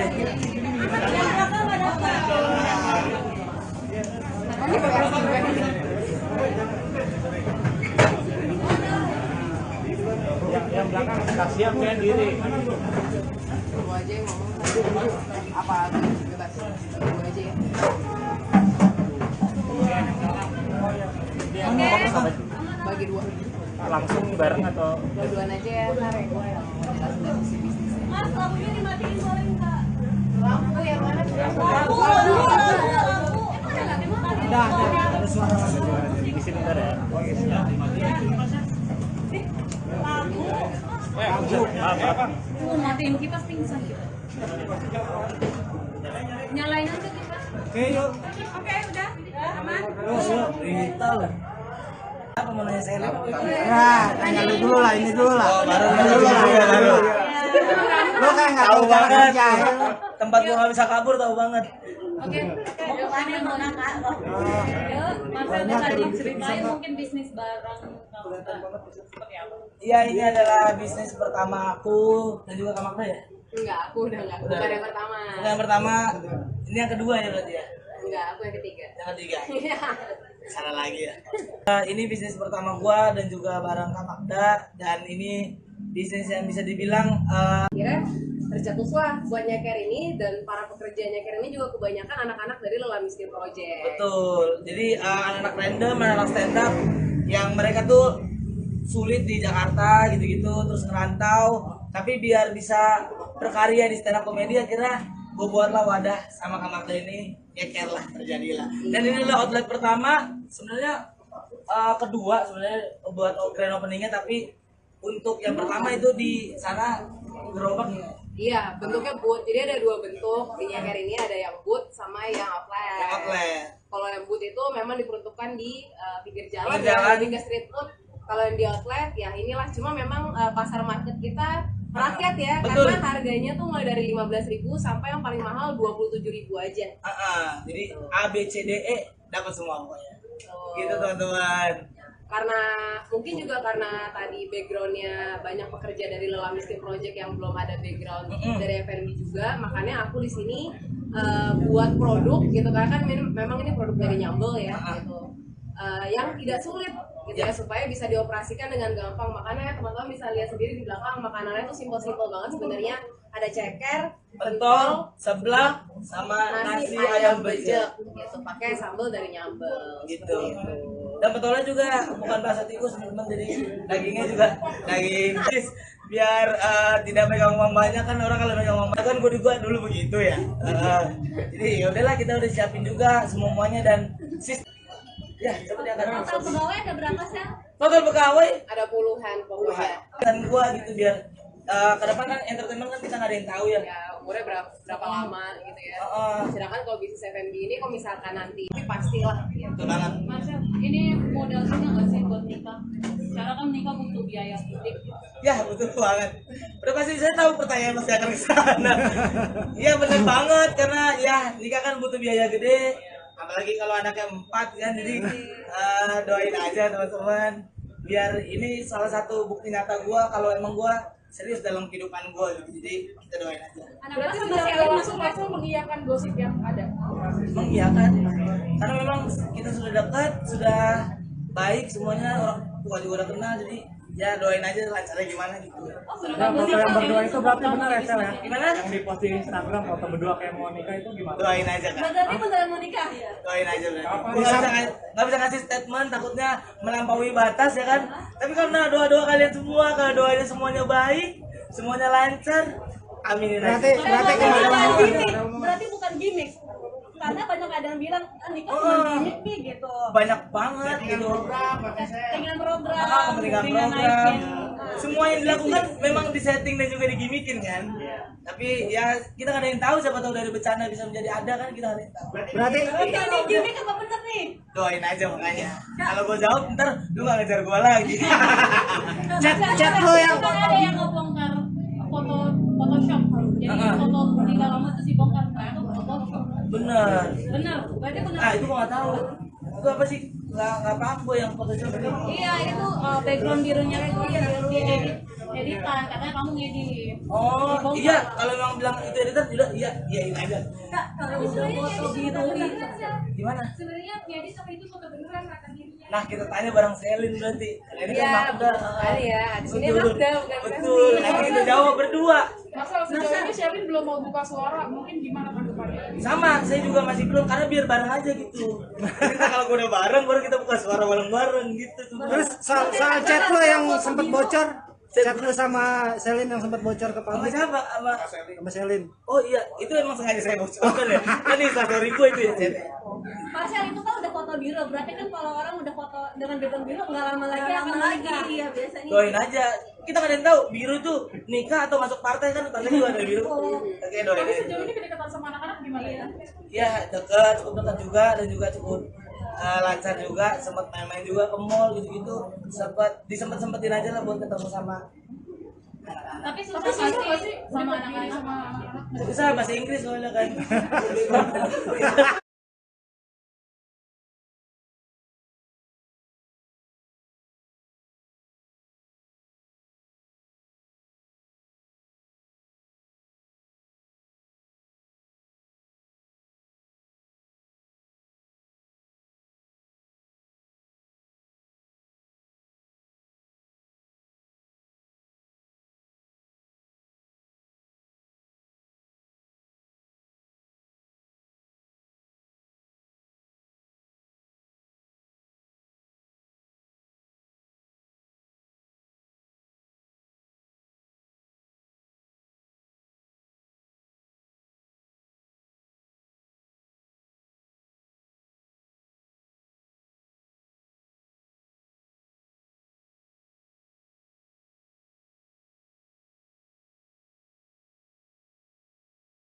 Gugatan tersebut memang sudah tercatat.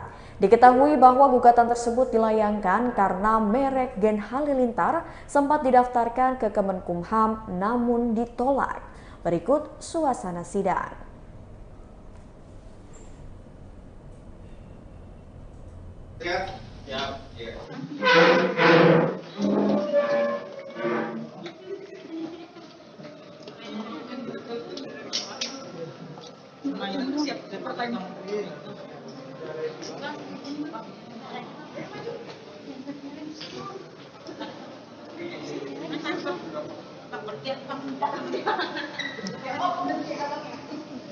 Nanti jatuh bang, kasihan juga ini. Ayo, mana ayo, yuk. Bang, bagaimana? Ya, setelah publik langsung kasih bukti surat dari penggugat dan tergugat disiapkan. Ya, jangan lupa dimeteraikan. Ya, aslinya dibawa. Ya, sebelum ditutup ada yang disampaikan? Cukup. Baik ya, sebelumnya kepada kedua belah pihak supaya hadir pada hari Senin tanggal 12 September tanpa dibagi lagi jam 9 pagi sidang ditutup.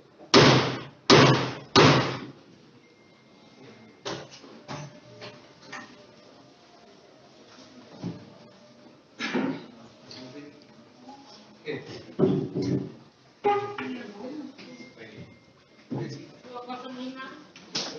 205 siap? Siap. Ya.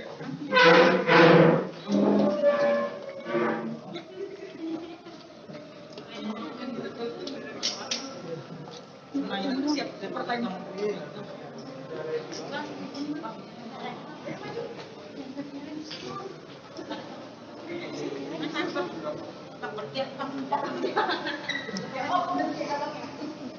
Nanti jatuh bang, kasihan juga ini.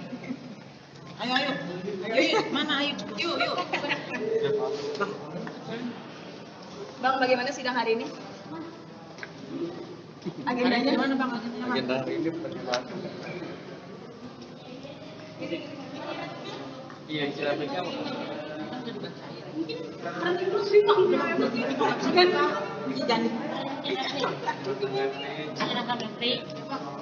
Tanggapan atas jawaban tergugat boleh ya, jadi boleh sedikit bang, isi repliknya seperti apa? Iya bang. Ya gimana bang? Dikit aja bang, dikit aja. Bang, izin aja, dikit aja bang. Sini aja bang, sini. Nah, mundur. Kedua, dah gitu dah jawab. Ya sudah mengajukan replik, ya tanggapan atas jawaban tergugat. Ya, untuk mengajukan surat gugatan kami, gugatan kami itu gugatan terhadap putusan komisi banding, yang mana menguatkan dari penolakan putusan substantif PJKI, ya, karena dianggap merek Gen Halilintar plus Pisan itu memiliki kesamaan pada pokoknya, gitu. Ya, pemohon tetap beretikat baik untuk agar pendaftaran itu diterima dan didaftar. Ya, dengan alasan karena murni dari kreativitas dan pemikiran pemohon. Kemudian dalam permohonan itu kan syaratnya mengajukan label, merek begitu ya. Merek dan juga permohonannya ya. Di dalam label merek itu kami berkeyakinan ada karakteristik ya, atau elemen yang dominan gitu, yang esensial, itu yang kami mohon untuk dipertimbangkan majelis hakim ya. Cukup ya. Tapi bang, tadi apa sebelumnya Gen Halilintar, nama Gen Halilintar sendiri sudah terdaftar di ini sebagai merek atau seperti apa? Ya karena merek Gen Halilintar itu sudah diakui ya, sudah diketahui. Tapi maksudnya terdaftar secara resmi atau seperti apa? Ya sudah terdaftar ya di kelas lain, di kelas 41 sudah terdaftar. Kemudian juga ada yang nama perusahaan dari Gen Halilintar juga, kelas 16. Ya intinya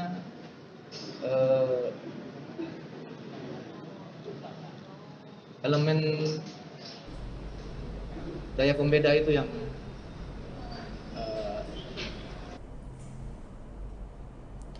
Berita selanjutnya, istri korban dugaan penyekapan sopir Nindi Ayunda didatangi oknum tak dikenal. Istri korban dugaan penyekapan sopir Nindi Ayunda, yakni Rini Diana, sempat didatangi oleh oknum yang tak dikenal usai melaporkan Nindi Ayunda ke Polres Metro Jakarta Selatan atas kasus penyekapan. Bahkan baru-baru ini Rini sempat dijanjikan akan diberikan uang sejumlah 50 juta rupiah agar ia menarik laporan terhadap Nindi Ayunda. Selain itu, Sulaiman menurut Rini akan diberikan fasilitas lainnya seperti pekerjaan. Semua tawaran tersebut pun ditolak oleh Rini, sebab ia hanya ingin mencari keadilan hukum atas apa yang telah dilakukan majikan sang suami, yakni Nindi Ayunda terhadap Sulaiman. Diketahui jika Rini Diana melaporkan Nindi Ayunda atas kasus dugaan penyekapan terhadap suaminya Sulaiman. Nindi Ayunda disangkakan dengan pasal 333 KUHP tentang kejahatan terhadap kemerdekaan orang. Kasus dugaan penyekapan sopir Nindi Ayunda Sulaiman pun berlanjut. Kuasa hukum istri Sulaiman, Fahmi Bahmid, menduga adanya keterlibatan oknum anggota polisi dalam kasus penyekapan sopir Nindi Ayunda. Fahmi Bahmid mengatakan, dugaan ini saat menyambangi Polres Metro Jakarta Selatan pada Senin 5 September 2022 kemarin. Informasi tersebut diketahui dari hasil pengembangan tim penyidik Polres Metro Jakarta Selatan. Berikut wawancara dengan kuasa hukum pihak terkait. Ada oknum yang dipanggil tapi dengan alasan yang tidak patut, tidak bisa hadir sekali. Sehingga kita mau tanya seperti apa kelanjutannya. Kalau ada oknum yang dipanggil dengan alasan yang tidak patut. Yang kedua, saya mendapatkan informasi ada keterlibatan oknum anggota kepolisian di dalam persoalan. Nah, itu tadi dari pengembangan. Nah, itu akan dipanggil. Kami tidak akan menjelaskan dari unit mana atau mana.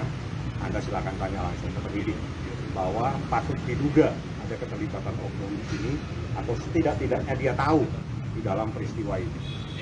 Biasanya kok pedoman itu kan antara seminggu atau sebulan gitu. Maksudnya mungkin Anda tak salah bertanya, mungkin kalau P21 itu kasus dilimpahkan ke kejaksaan, mungkin yang Anda tanya panggilan, ya mungkin supaya Anda jangan salah bertanya. Jadi bukan P21, belum ada sampai ke sana. P21 itu urusannya di kejaksaan. Biasanya itu menjadi kewenangan penyidik untuk memanggil. Nah, kami harapkan segera, karena ini sudah hampir 2 tahun ya Rini ya, untuk mencari keadilan. Dari Februari ke Februari ini sudah bulan September. Dia tadi sempat ngomong. Mungkin ada penjelasan dari dalam tadi kenapa oknum ini tidak mau dipanggil atau datang 2 kali? Nah, Anda tanya kepada penyidiknya. Jangan ke saya, kalau saya penyidiknya saya datangin.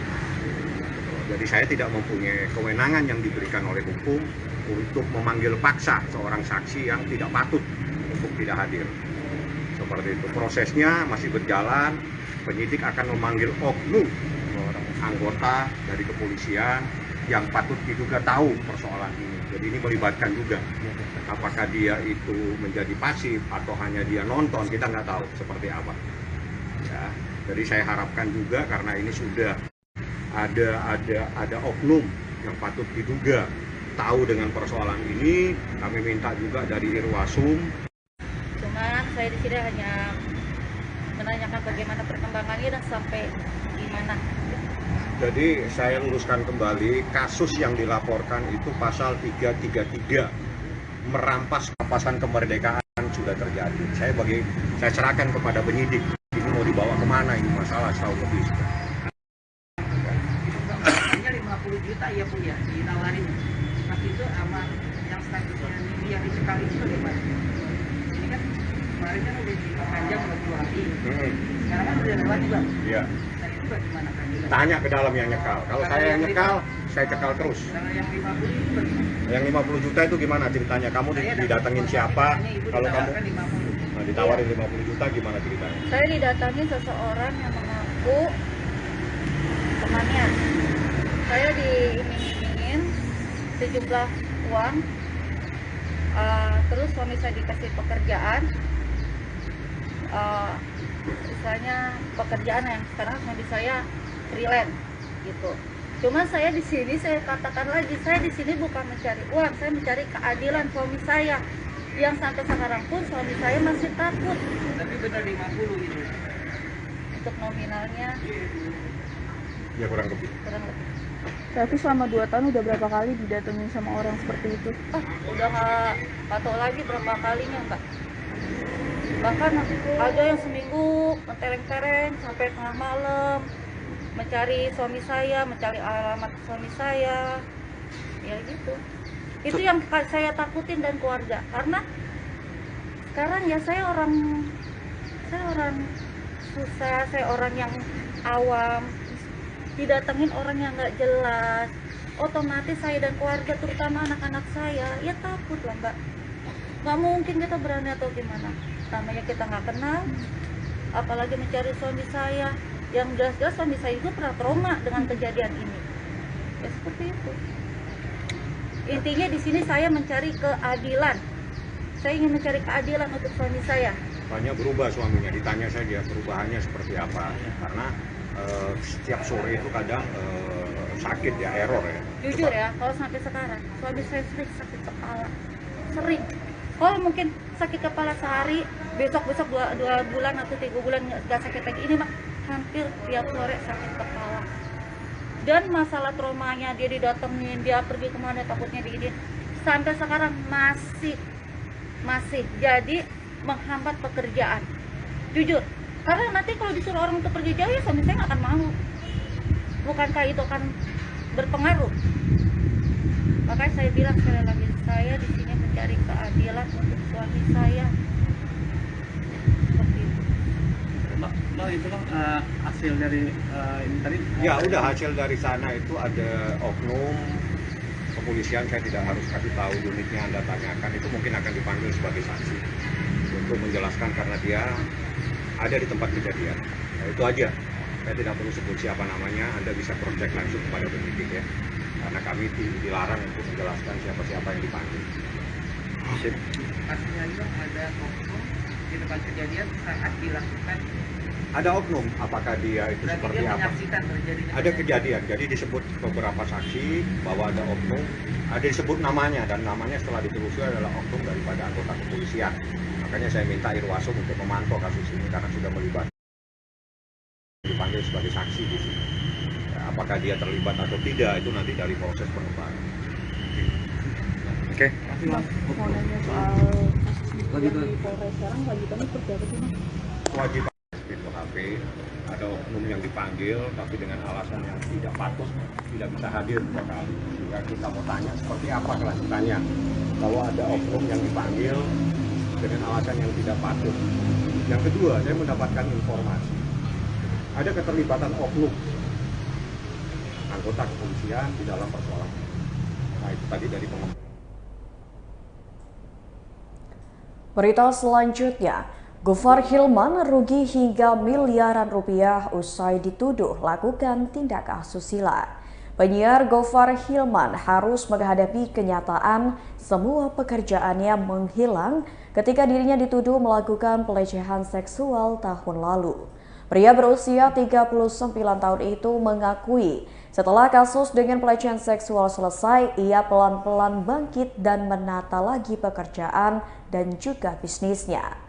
Bahkan setelah setahun berlalu, Gofar belum bisa mengembalikan lagi pemasukannya yang hilang. Tentu Gofar membutuhkan modal lagi untuk memulai kembali bisnisnya yang sempat tutup dikarenakan kasus tersebut. Kala itu yang ada di otak Gofar hanyalah survive dan bangkit dari tuduhan tersebut agar ia bisa membiayai keluarga dan semua karyawannya. Agar bisa bertahan hidup, Gofar Hilman mengaku mengecilkan gaya hidup dan berusaha adaptasi kehidupan barunya. Berikut wawancara dengan Gofar Hilman. cara untuk mengembangkan kreativitas anak-anak muda ya, terutama dalam bidang clothing dan fashion dan musik. Mas Fugavers ini melihatnya seperti apa sih sebagai pelaku kreatif? Gua melihatnya brand-brand bagus tuh udah banyak banget ya, dan banyak banget yang nggak ada medianya untuk diperkenalkan gitu kan. Banyak yang cuma jadi lokal hero doang, dan menurut gua tuh udah langkah yang bagus ya untuk terkenal di daerahnya gitu kan. Kenapa enggak kalau misalnya kita kemas biar dikenal secara nasional gitu kan. Nah di sini Lokal Fest tuh pengen mewadahi orang-orang yang pertama yang punya brand bagus dengan semangat lokal yang tinggi juga sama orang-orang yang kangen sama acara bazar dan musik yang dari dulu tuh kita kayaknya tuh selalu ada di culture yang seperti itu gitu kan. Jadi semoga Lokal Fest bisa membuat semuanya happy ya. Mas, musik dengan brand lokal kan ya salah satu hal yang berkaitan satu sama lain ya. Kan bagaimana sih caranya mereka bisa berdua bertumbuh baik gitu, seperti apa? Oke, kalau kita ngelihat kultur band-band yang zaman dulu ya sampai sekarang mungkin masih dilakukan adalah ketika manggung mereka akan bikin meja sendiri untuk bisa memperdagangkan merchandise-nya sama CD-nya. Gue sering banget tuh ketika datang gue nggak ngerti bandnya, ini band apa nih, tapi gue support aja, pengen support gitu. Gue pengen support dengan membeli merchandise mereka gitu kan, dan kultur ini kan sangat mengakar pun sampai sekarang gitu kan. Nah ketika apakah itu relasinya kuat banget, betul itu kuat.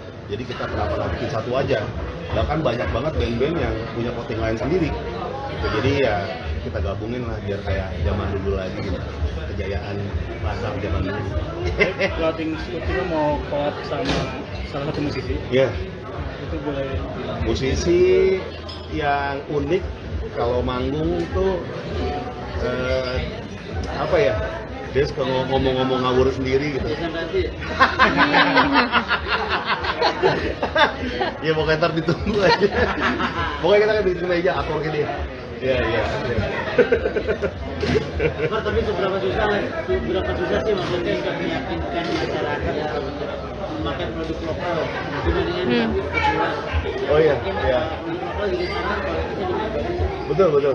Seberapa susah sih maksudnya lo untuk mengajak orang atau mungkin meyakinkan orang untuk ini produk lokal kita jadi bagus. Iya, menurut gue tuh kita pernah mengalami beberapa kali kiamat kiamat produk lokal ya. Yang pertama adalah ketika zaman dulu tuh ngaduk, sekarang mungkin bilangnya thrifting. Orang-orang tuh lebih memilih membeli itu dibandingkan produk lokal.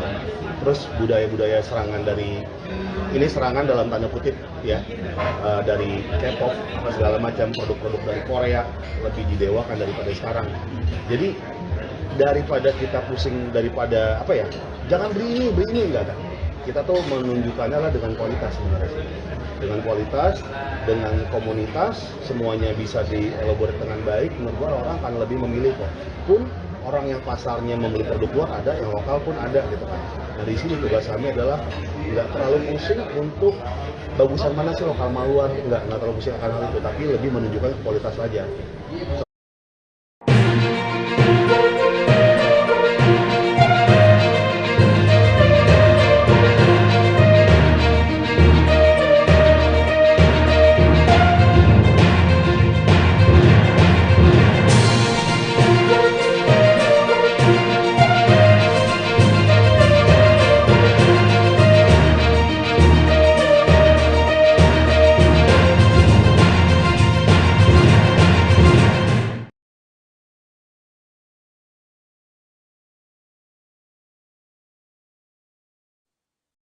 Selamat sore Tribuners, hari ini Ariska kembali hadir menemani Anda dalam live update travel edisi Selasa 6 September 2022.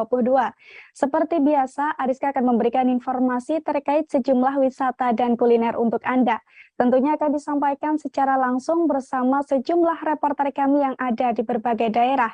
Inilah live update travel selengkapnya. Tribuners, sejak Kamis 1 September lalu, kapal wisata Ale-Ale Ketapang telah resmi beroperasi, yakni dengan rute menyusuri Sungai Pawan. Tribuners, kapal wisata Ale-Ale ini setiap harinya beroperasi mulai pukul 15 hingga 22 waktu Indonesia Barat. Untuk naik kapal wisata ini, Anda hanya perlu membayar biaya sebesar Rp25.000 saja per orang. Dan untuk mengetahui keseruan naik kapal ini, kita sudah terhubung dengan rekan Nur Imam dari Tribun Pontianak. Silakan rekan Imam. Ya, halo Ariska, Tribuners. Jadi saat ini di Kabupaten Ketapang, Kalimantan Barat sudah memiliki objek wisata baru, yakni kapal wisata. Kapal wisata yang bernama Ala-Ala Ketapang ini adalah wisata menyusuri Sungai Pawan yang mulai beroperasi sejak 1 September 2022 kemarin. Kapal ini beroperasi setiap harinya mulai dari pukul 3 sore sampai pukul 10 malam, yang mana itu akan dibagi 2 sampai 3 sesi. Untuk per sesinya itu penumpang atau pengunjung dibawa menyusuri sungai dari dermaga Saunan menuju ke arah jembatan Pawan 5 dan berkeliling sekitar 30 sampai 45 menit menuju jembatan Pawan 1. Nah, untuk harga setiap penumpang akan dikenakan tarif 25.000 per orang, sedangkan untuk anak di bawah usia 5 tahun itu gratis. Selain menyusuri sungai, di atas kapal juga ada fasilitas kantin yang mana nanti penumpang atau pengunjung bisa memesan makanan atau minuman di sana. Nah, yang tidak kalah menariknya juga, di atas kapal juga disediakan fasilitas karaoke, yang mana selain bersantai nanti pengunjung juga bisa sambil berkaraoke ria di atas kapal. Nah, selain untuk penumpang atau pengunjung, rencananya ke depan kapal wisata ini juga bisa dipesan khusus bagi Tribuners yang ingin memiliki acara seperti ulang tahun, rapat, atau meeting kerja di kantornya juga bisa menggunakan kapal tersebut. Begitu, Ariska. Baik, rekan Nur Imam dari Tribun Pontianak, terima kasih dan selamat bertugas kembali. Tribuners, setelah vakum 2 tahun akibat pandemi COVID-19, akhirnya Makassar International Egg Festival and Forum atau F8 kembali digelar. Tepatnya kegiatan ini akan digelar pada tanggal 7 hingga 11 September 2022 di Anjungan Pantai Losari, Makassar, Tribuners. Dilansir dari tribunmakassar.com, pagelaran F8 ini rencananya akan dibuka langsung oleh Menparekraf Sandiaga Uno. Dengan mengangkat tema Power Up for the Future, F8 menyediakan 4 zona yang bisa dinikmati oleh masyarakat Makassar. Di zona 1, Anda bisa menemukan panggung folk yang diisi dengan konten tampilan menari dan cerita dongeng anak. Di zona 2, ada UMKM produk yang menyediakan sekitar 47 tenan mulai dari tanggal 8 hingga 10 September. Sementara di zona 3 menjadi zona panggung utama dari F8. Dari panggung utama ini, pembukaan F8 akan menampilkan sejumlah musisi ternama seperti Andin dan Maizura, Tribuners. Di hari pertama, rencananya F8 akan menampilkan konten fashion yang melibatkan negara Singapura dan Thailand. Kemudian di hari kedua, akan berfokus dengan penampilan budaya dan fashion. Sedangkan hari keempat akan berfokus pada budaya fashion dan musik dari band-band lokal. Dan bagi Tribuners yang ingin masuk dan menikmati keseruan F8, akan dikenakan biaya masuk sebesar 10.000 saja per orang.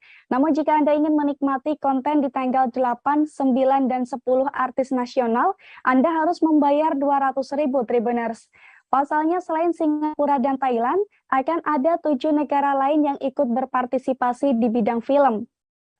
Menariknya lagi di F8 kali ini juga ada Tenan Jabar yang diisi dengan karya Gubernur Jawa Barat Ridwan Kamil.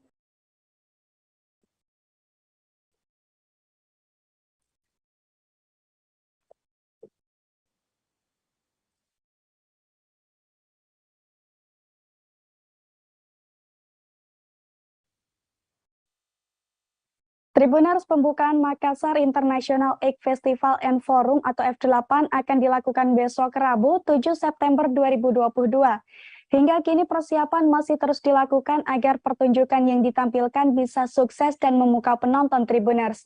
Rencananya, persiapan pembukaan F8 Makassar dimulai pukul 13 WITA dengan sterilisasi lokasi. Lalu pukul 16 WITA, para tamu undangan sudah bisa memasuki area festival. Selama acara berlangsung, Ketua RT RW, Komunitas Basi Barania, Dewan Lorong, tamu VVIP hingga media akan diberikan tempat khusus. Tepatnya menempati kursi terdepan dalam acara ini, Tribuners. Sementara itu, Direktur Utama PT Fashion 8, Sofyan Setiawan mengungkapkan bahwa acara akan dimulai pada pukul 17 WITA dengan beberapa atraksi seperti atraksi udara dan laut, terjun payung, para motor, jet tempur, flyboard, jet ski, dan pinisi. Setelah atraksi berakhir, acara kemudian dilanjutkan usai salat Isya sembari menunggu para tamu penting santap makan bersama Wali Kota Makassar, Denny Pamoto. Kemudian pukul 19.30, tamu VVIP akan diajak naik kapal pinisi sembari menikmati angin sepoi-sepoi di anjungan Pantai Losari. Lalu dilanjutkan dengan penyerahan pasapu, badik, dan sarung tangan kepada tamu penting yang hadir. Selain itu, sejumlah pejabat pun akan menyiapkan sambutan atau pidatonya pada pukul 20.48 hingga 21.08 WITA. Selanjutnya, live painting bersama Daeng Beta sebagai rangkaian seremonial pembukaan pada pukul 21.08 WITA. Tak sampai di situ saja Tribuners, ada juga penampilan tari kolosal persembahan 500 anak SD dan SMP di Makassar dan fashion show oleh desainer andal Siki Purnomo. Menariknya lagi, dalam pembukaan ini ada penampilan dari Andin yang paling dinanti-nanti. Ada pula anak lorong Makassar dan penampilan dari Vegas and Blue Sea Band yang juga ambil bagian dalam fashion yang berakhir hingga pukul 00.31 dini hari.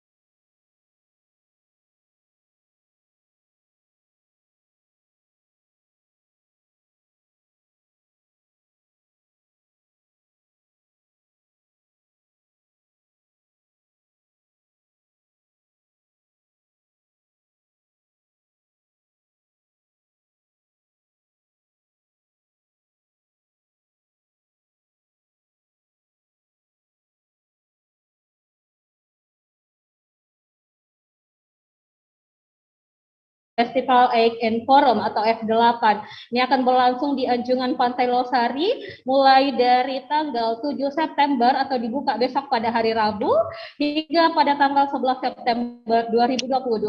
Dan ada banyak sekali rangkaian acara yang mewarnai Festival 8 ini, di mana besok pembukaannya akan dilangsungkan pada pukul 16.30 WITA atau sekitar sore hari menjelang petang, dan pada saat pembukaan tentunya ada banyak sekali atraksi-atraksi yang dilakukan oleh yang disiapkan oleh panitia. Beberapa atraksi diantaranya adalah atraksi udara dan terjun payung.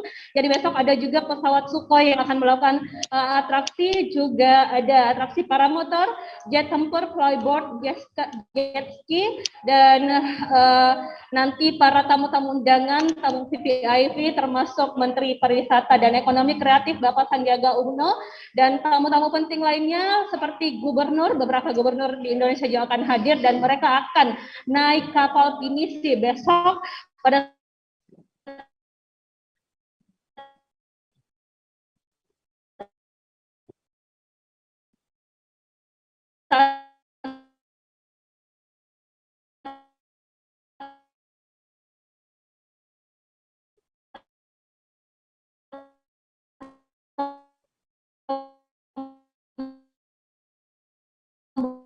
bukan 8 di Anjungan Pantai. Zona ada 2 konser musik, ada 2 panggung konser musik yang akan disiapkan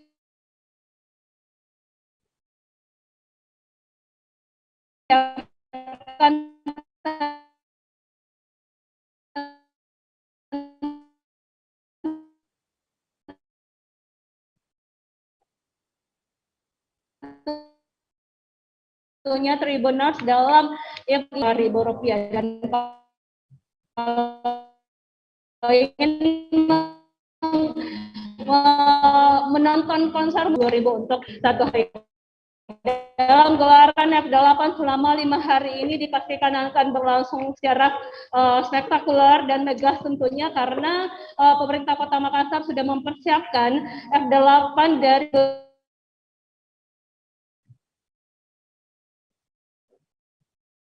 sebelumnya.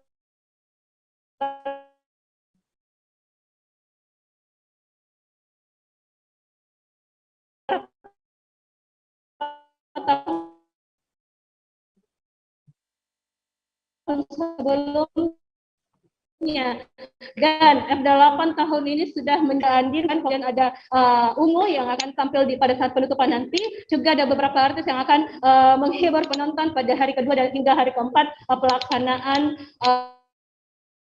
F8 seperti Padi Ribon, kemudian ada Gigi, juga ada Mahen, Caleb G, ada Ran, dan beberapa artis-artis lainnya yang akan menghibur pemirsa di Kota Makassar. Dan selain tentunya tamu yang ada di Nusantara atau di Indonesia, juga ada dari mancanegara. Tentunya Tribuners, ada beberapa negara yang mengkonfirmasi kehadirannya kepada pemerintah Kota Makassar. Beberapa diantaranya adalah Malaysia, Jepang, Jerman, dan juga ada beberapa negara yang berkontribusi dalam pementasan atau penampilan film yang akan ditayangkan di F8 ini. Sebagaimana kita ketahui, adalah F8 terdiri dari banyak sekali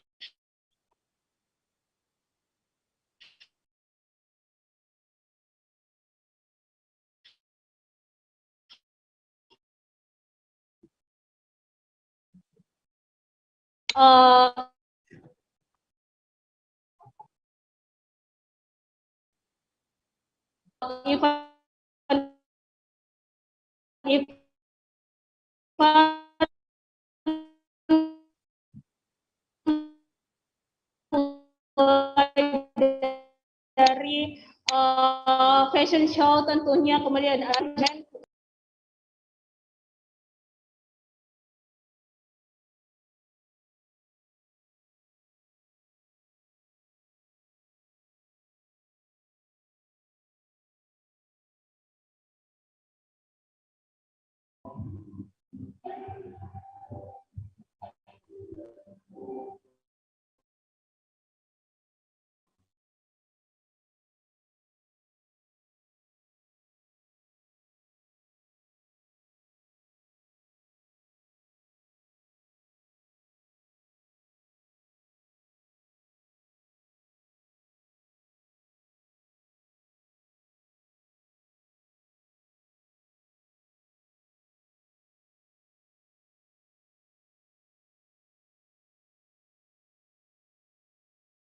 Baik rekan Siti Aminah dari Tribun Timur, terima kasih dan selamat bertugas kembali.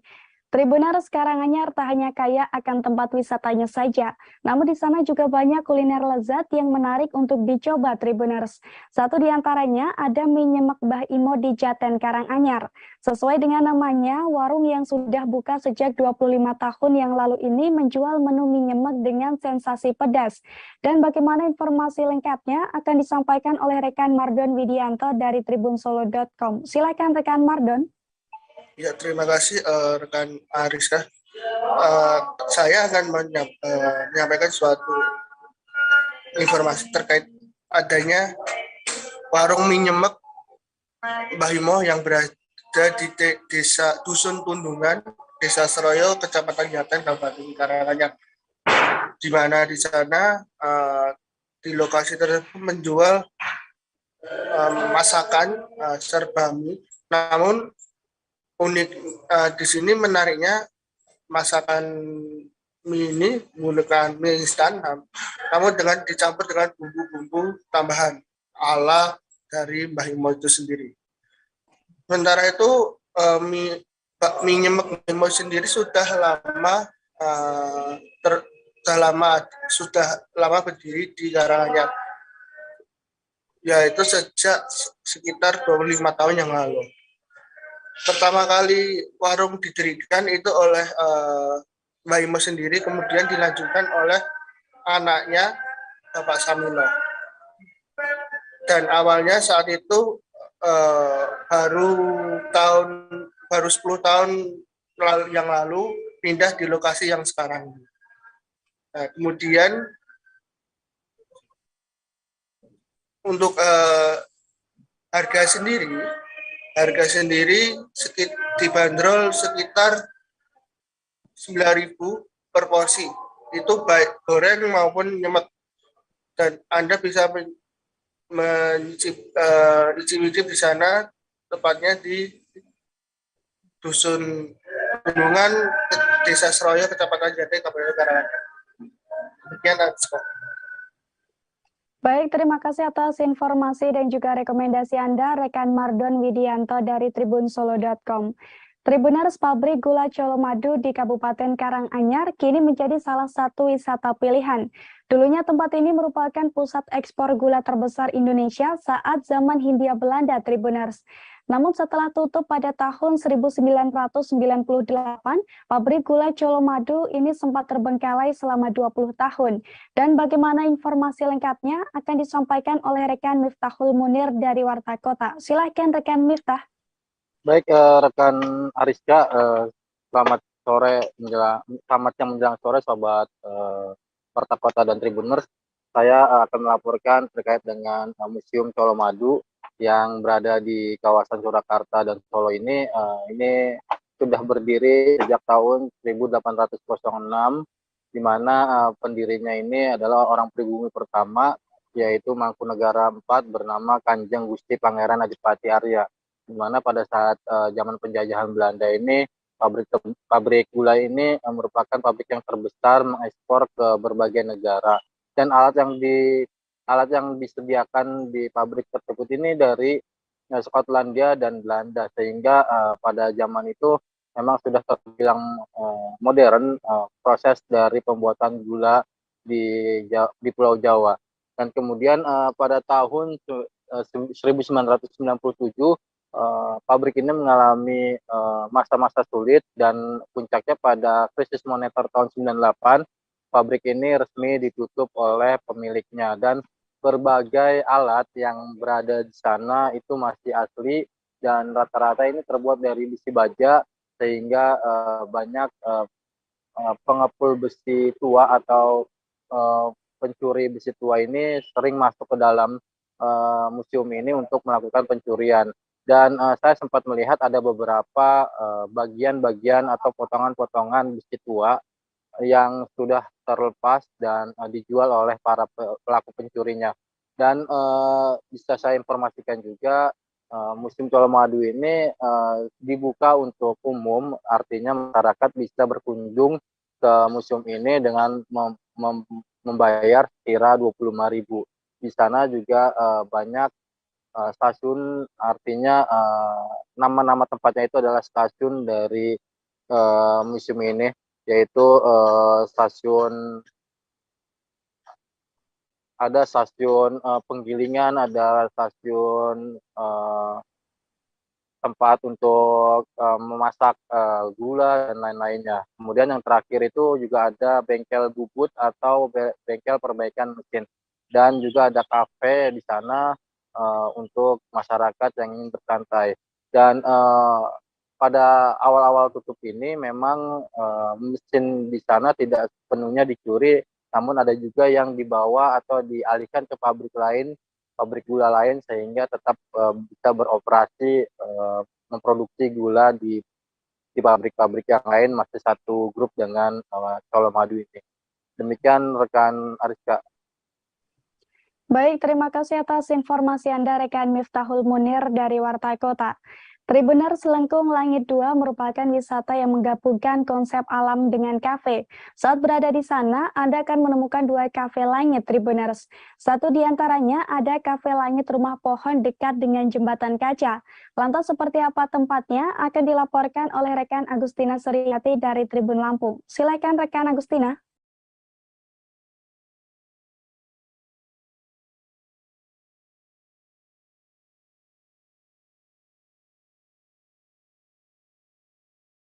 Halo rekan Agustina.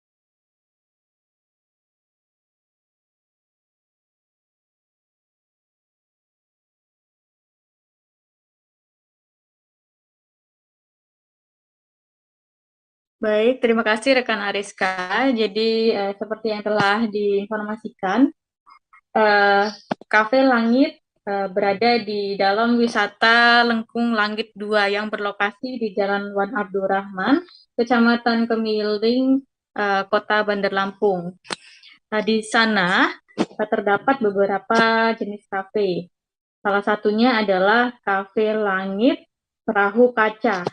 Nah, di kafe perahu kaca tersebut, pengunjung atau wisatawan bisa menemukan sebuah kafe dengan nuansa yang sangat asri, menyerupai rumah pohon. Kafe tersebut mayoritas menggunakan ornamen atau bahan material kayu, yang dimana kafe tersebut juga biasa digunakan untuk para wisatawan untuk mengunjung, untuk mengantri saat ingin berfoto selfie di sebuah spot swafoto, yakni perahu kaca. Nah, di dalam kafe tersebut bisa ditemukan menu minuman dan juga makanan sederhana di sana dengan harga mulai dari Rp9.000 sampai Rp16.000.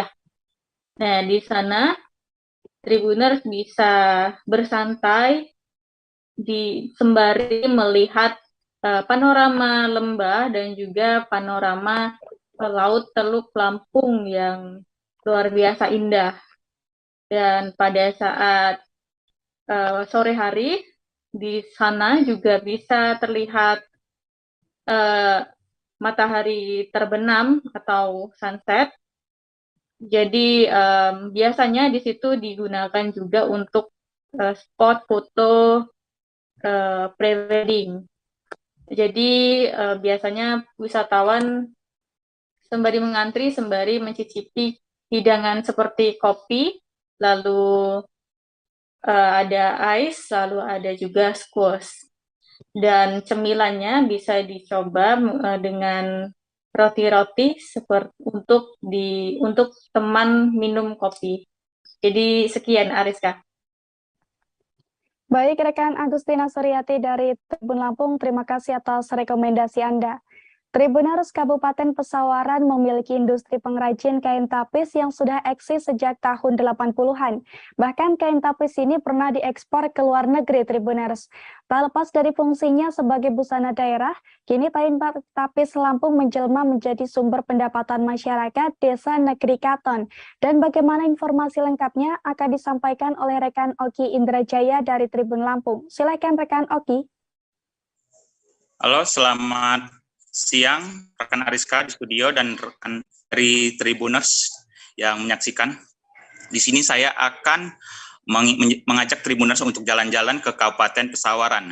Nah, di sana ada gedung tempat menenun tapis yang biasa menjadi mayoritas pekerjaan di Desa Negeri Katon, Kecamatan Negeri Katon, Kabupaten Pesawaran. Reda Wakti selaku Ketua Tapis dan Tetap Tapis Jejama Kabupaten Pesawaran mengatakan bahwa dahulu di desa itu merupakan tempat produksi tapis yang berdiri, yang aktif sejak tahun 80-an. Namun seiring perkembangan zaman bahwa hasil tenun tapis mereka itu memudar dikarenakan masyarakat di Desa Negeri Katon sudah banyak yang membuka lahan pertanian maupun perkebunan. Redawati juga menjelaskan bahwa pada tahun 2014 ia dan para kelompok tapis jejama menginisiasi untuk melakukan kegiatan penenuan tapis secara produktif. Hingga pada akhirnya di tahun 2017 dari Diskoperindak meminta hasil tapis mereka untuk dijual pada event di Hong Kong. Itu dilakukan dengan menggunakan hasil tapis terbaik yang dilakukan selama 6 bulan, Tribuners. Dengan menjual ratusan jenis tapis, yaitu shawl, busana, dan juga masker. Lalu hanya itu juga pada tahun 2019, Ketua Deskrnasda Kabupaten Provinsi Lampung, yaitu Ibu Riana Sari Arinal, meresmikan gedung di Kabupaten Pesawaran, yaitu gedung Balai Tapis yang berada di Desa Negeri Katon, Kabupaten Pesawaran. Itu menjadi wadah khusus bagi masyarakat Desa Negeri Katon untuk membuat kain tapis secara produktif dan juga untuk mengedukasi masyarakat sekitar hingga di Provinsi Lampung agar mau belajar dan mengetahui sejarah mengenai proses penenun tapis itu sendiri. Ariska. Baik, rekan Oki Indrajaya dari Tribun Lampung, terima kasih dan selamat bertugas kembali. Tribuners, selanjutnya ada rekomendasi tempat nongkrong untuk Anda yang ada di Sanur. Namanya Tribar, Tribuners. Tribar ini merupakan beach club dan dining area yang berada satu lokasi dengan Maya Sanur Resort and Spa. Tepatnya di Jalan Danau Tamblingan nomor 89M, Sanur, Denpasar Selatan, Bali. Dan untuk melihat lebih detail keindahan tempat ini, kita sudah terhubung dengan rekan Arini Valentia Kusni dari Tribun Bali. Silahkan rekan Arini. Halo, selamat sore rekan Ariska dan Tribuners. Jadi Tribar ini adalah beach house bar yang berlokasi di Maya Sanur Resort and Spa, yaitu berlokasi di Jalan Danau Tamblingan Sanur. Dan Tribar ini aksesnya berarti kita ketika mengunjungi Tribuners bisa melewati Maya Sanur dan nanti beritahukan kepada security-nya bahwasanya Tribuners ingin nongkrong di Maya Sanur. Dan uniknya di sini Ariska, Sanur adalah terkenal dengan kawasan pariwisata di Bali yang memiliki lingkungan yang sangat tenang. Jadi cocok banget bagi Tribuners yang ingin mencari kedamaian di sini, ketenangan, nongkrong sambil tidak terlalu banyak orang. Di kawasan Sanur ini adalah salah satu pilihan yang tepat karena di Tribar ini dia memberikan view yaitu Pantai Parigata Sanur yang sangat indah. Jadi kita tetap mendapatkan view pantai meskipun nongkrong di Sanur. Dan Tribar ini buka dari jam 11 siang hingga jam 11 malam rekan Ariska. Jadi cocok banget bagi Tribuners yang kesini saat lunch time sampai dengan dinner time. Dan untuk diketahui bahwasannya di Tribar ini juga dilengkapi dengan fasilitas yang beragam rekan Ariska. Jadi di samping Tribar ini karena memang ini berlokasi satu lokasi dengan resort, maka pastinya ada pool yang bisa kita nikmati, yaitu lagoon pool yang berada di sebelah kanan dari Tribar. Jadi bagi Tribuners yang nongkrong di sini itu akan mendapatkan fasilitas berenang gratis karena di sini juga menu-menunya cukup terjangkau ya rekan Ariska untuk kisaran harga untuk beach house ataupun beach club itu hanya mulai dari 30.000. Tribuners bisa nongkrong di sini dengan view yang sangat menawan. Seperti itu rekan Ariska yang bisa saya kabarkan. Baik rekan.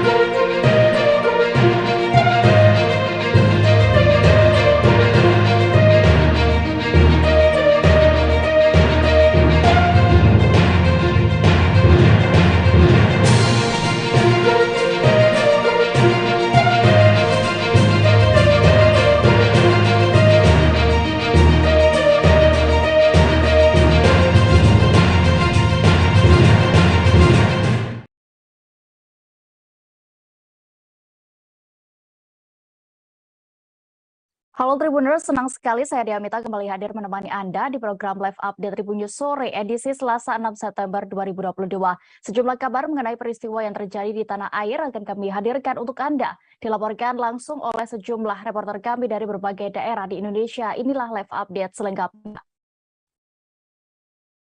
Kita menuju kabar pertama Tribuners, warga dikejutkan dengan munculnya gas dalam proses pengeboran sumur penyediaan air minum dan sanitasi berbasis masyarakat di Dukuh Kuayon RT 23 Desa Jambanan, Kecamatan Sidoharjo, Kabupaten Sragen, Jawa Tengah.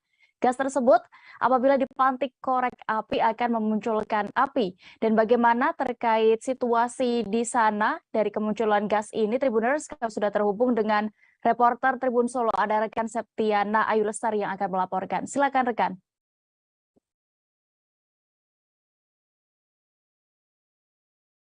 Halo, rekan Septi. Halo, Dea. Selamat sore. Ya, silakan dengan laporan Anda. Baik Dea dan Tribuners, di Kabupaten Sragen, tepatnya di Dukuh Kuayon, RT 23, Desa Jambanan, Kecamatan Sidoarjo, Kabupaten Sragen, diketahui telah ada proyek pengeboran sumur Pamsimas atau penyediaan air minum dan sanitasi berbasis masyarakat, dan di mana proyek tersebut dimulai sejak 2 minggu yang lalu atau sekitar tanggal 22 Agustus tahun 2022 lalu. Kemudian dari proses pengeboran tersebut diketahui muncul gas yang apabila dipatik oleh korek api akan memunculkan api. Cerita tersebut disampaikan oleh Kepala Desa Jambanan, Sugino, saat dihubungi Tribun Solo beberapa kemarin, yang mengatakan bahwa proses pengeboran pada saat munculnya gas terjadi di kedalaman 94 meter di bawah permukaan tanah. Kemudian awalnya proses pengeboran berlangsung biasa dan tidak normal seperti pengeboran sumur-sumur yang lainnya. Kemudian setelah sampai di kedalaman 94 meter,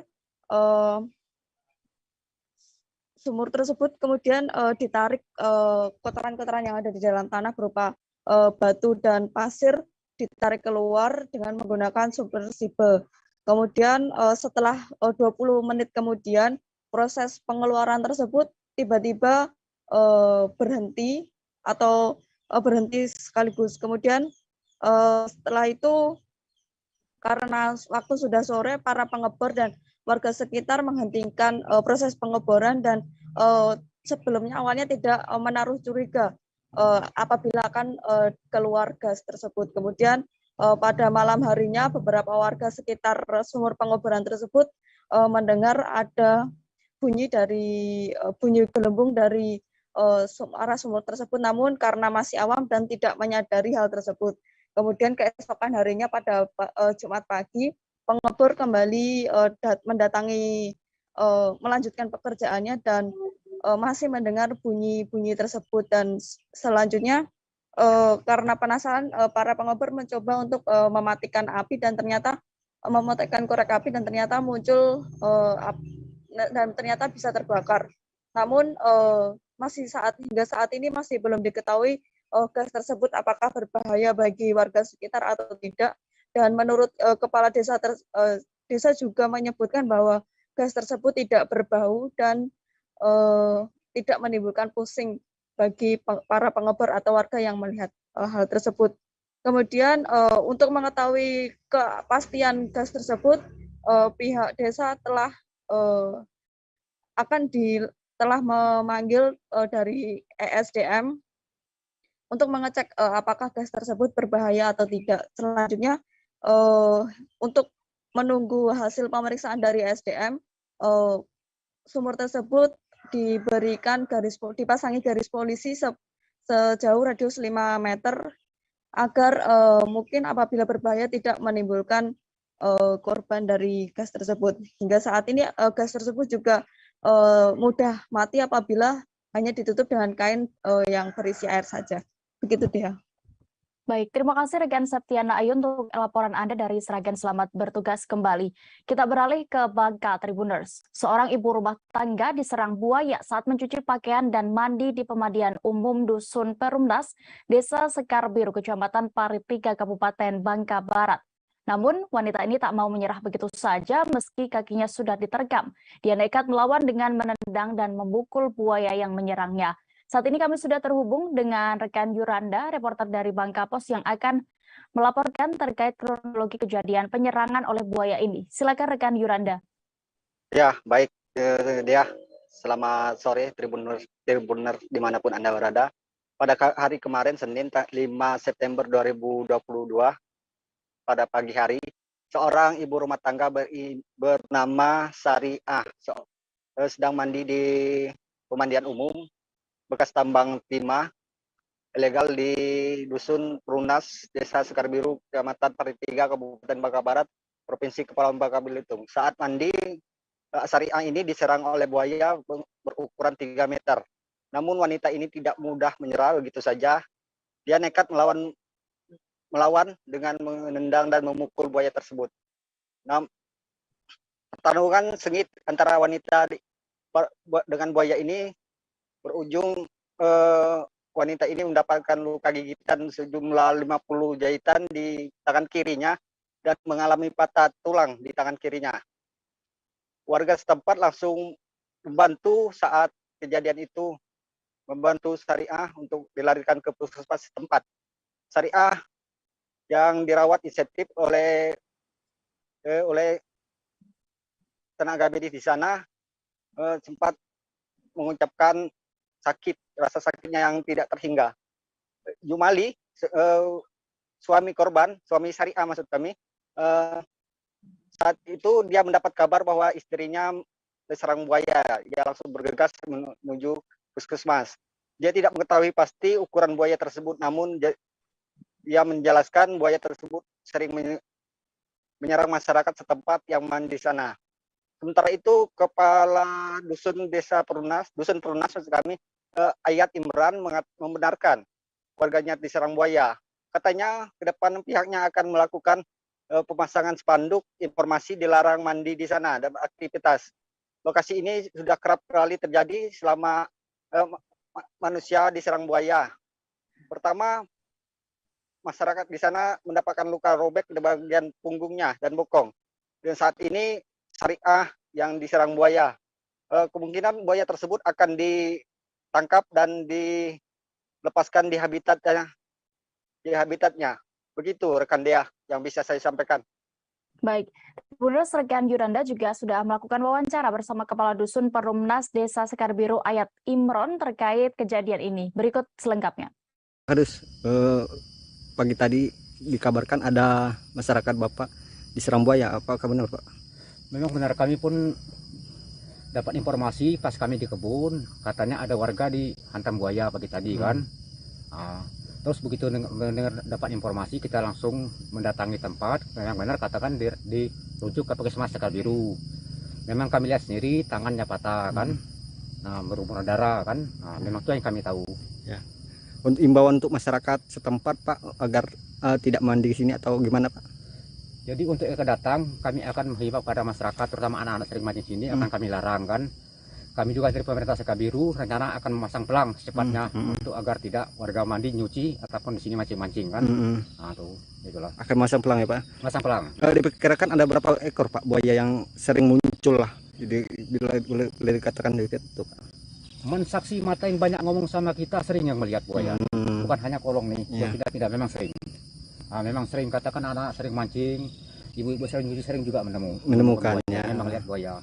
Ini dia sudah meresahkan artinya ya Pak ya? Termasuk meresahkan. Ada rencana untuk menangkap buaya ini atau berkoordinasi dengan pihak lainnya Pak? Cuman kami dari pemerintah desa hanya masang pelang belah untuk menghimbau tidak mandi lagi di kolong, tidak nyuci lagi di kolong kan. Nah, itulah ini.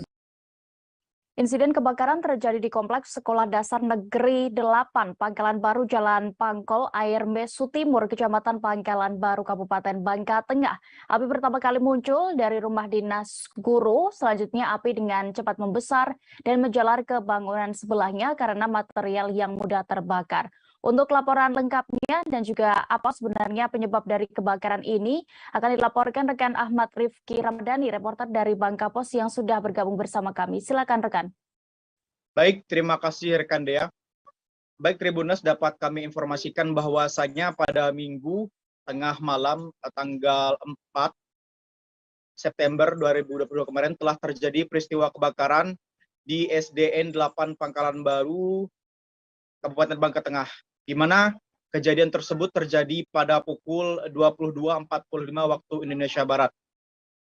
Kemudian selanjutnya api semakin membesar sehingga kejadian yang terjadi pada malam hari itu sempat membuat warga yang ada di bermukim di sekitar SD Pangkalan Baru itu cukup panik.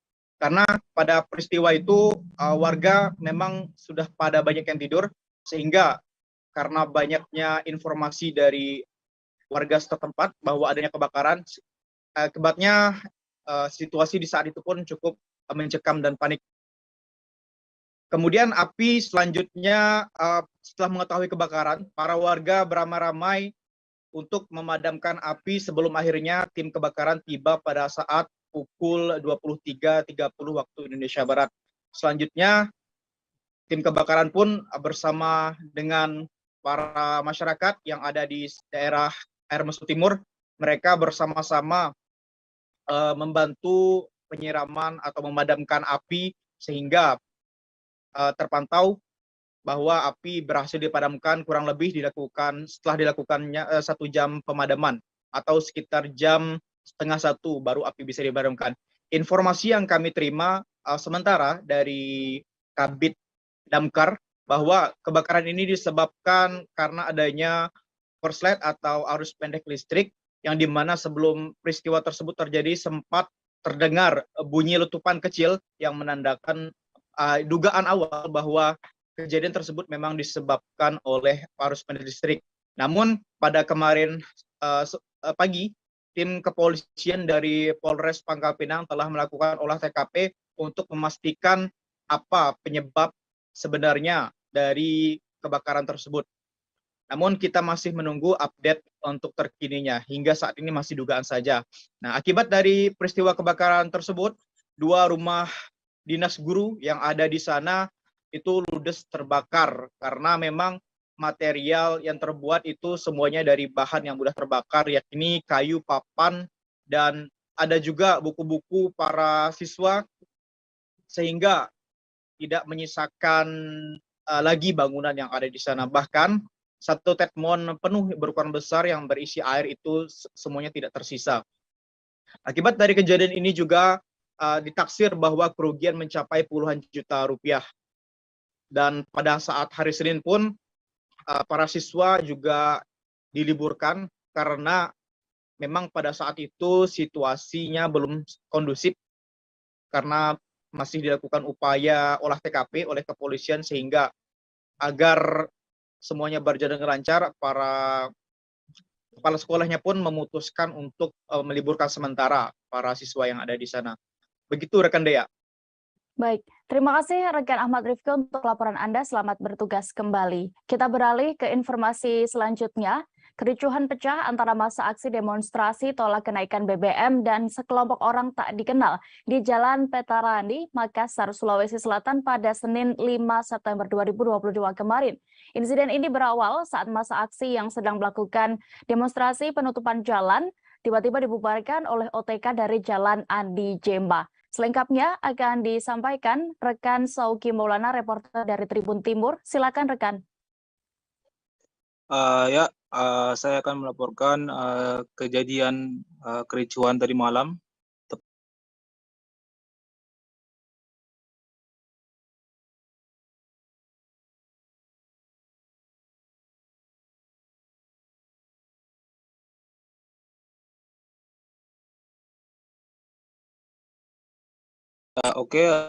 Untuk kericuhan tadi malam itu berlokasi di Jalan AP Petarani, tepatnya di depan kampus Universitas Negeri Makassar. Pada waktu itu sekitar pukul 5 sore waktu Indonesia Tengah, para aksi yang menolak kenaikan harga BBM mulai berkumpul di jalanan. Sekitar 100 orang lebih membadati Jalan AP Petarani, kemudian mereka melakukan aksi pemblokiran atau blokade 2 arus lalu lintas yang ada di Jalan AP Petarani. Kemudian sekitar pukul 8 waktu Indonesia Tengah, ada sekelompok orang tadi kenal dari arah Jalan Andi Jemba menuju massa aksi, kemudian membubarkan massa aksi sehingga massa aksi itu harus mundur dan masuk ke Jalan Pendidikan. Setelah kericuhan tersebut, massa aksi dari yang mundur tadi kemudian tersulut amarahnya, sehingga terjadi aksi saling melempar antara 2 kelompok tersebut hingga pukul 9 malam. Kemudian dari kepolisian, dari Brimob dan Polda Sulsel turun untuk mengamankan aksi tersebut, dan sampai saat ini ada 8 orang yang sudah ditahan di Polrestabes Makassar. Namun mereka kabarnya sore ini akan dilepaskan karena kebanyakan dari orang yang ditahan tersebut adalah masih berstatus pelajar, dan juga ada warga yang hanya sekedar menonton, dan kemudian ada mahasiswa yang juga ditangkap. mereka sudah dilakukan pemeriksaan tes urin dan bebas dari narkoba. Untuk itu tadi malam kampus Universitas Makassar mungkin terjadi beberapa kerusakan karena aksi lempar-melempar. Gerbang pinisi Universitas Makassar ada beberapa yang rusak karena aksi lemparan tersebut. Mungkin itu yang bisa saya laporkan. Sekian. Baik, terima kasih rekan Sauki Maulana untuk laporan Anda dari Makassar. Selamat bertugas kembali.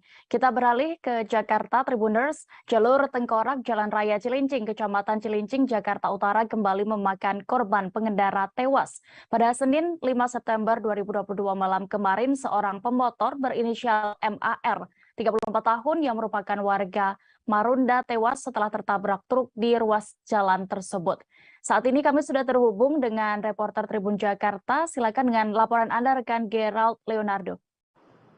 Ya, selamat sore Dea dan juga Tribuners dimanapun Anda berada. Memang dapat saya laporkan bahwa pada Senin malam kemarin di Jalan Raya Cilincing di wilayah Kecamatan Cilincing, Jakarta Utara telah terjadi kecelakaan maut yang menewaskan seorang pengendara motor berinisial MAR berusia 34 tahun, di mana memang pemotor MAR ini tewas setelah terlindas truk trailer di Jalan Raya Cilincing, tepatnya beberapa ratus meter dari salah satu SPBU yang ada di Jalan Raya Cilincing, Kecamatan Cilincing, Jakarta Utara.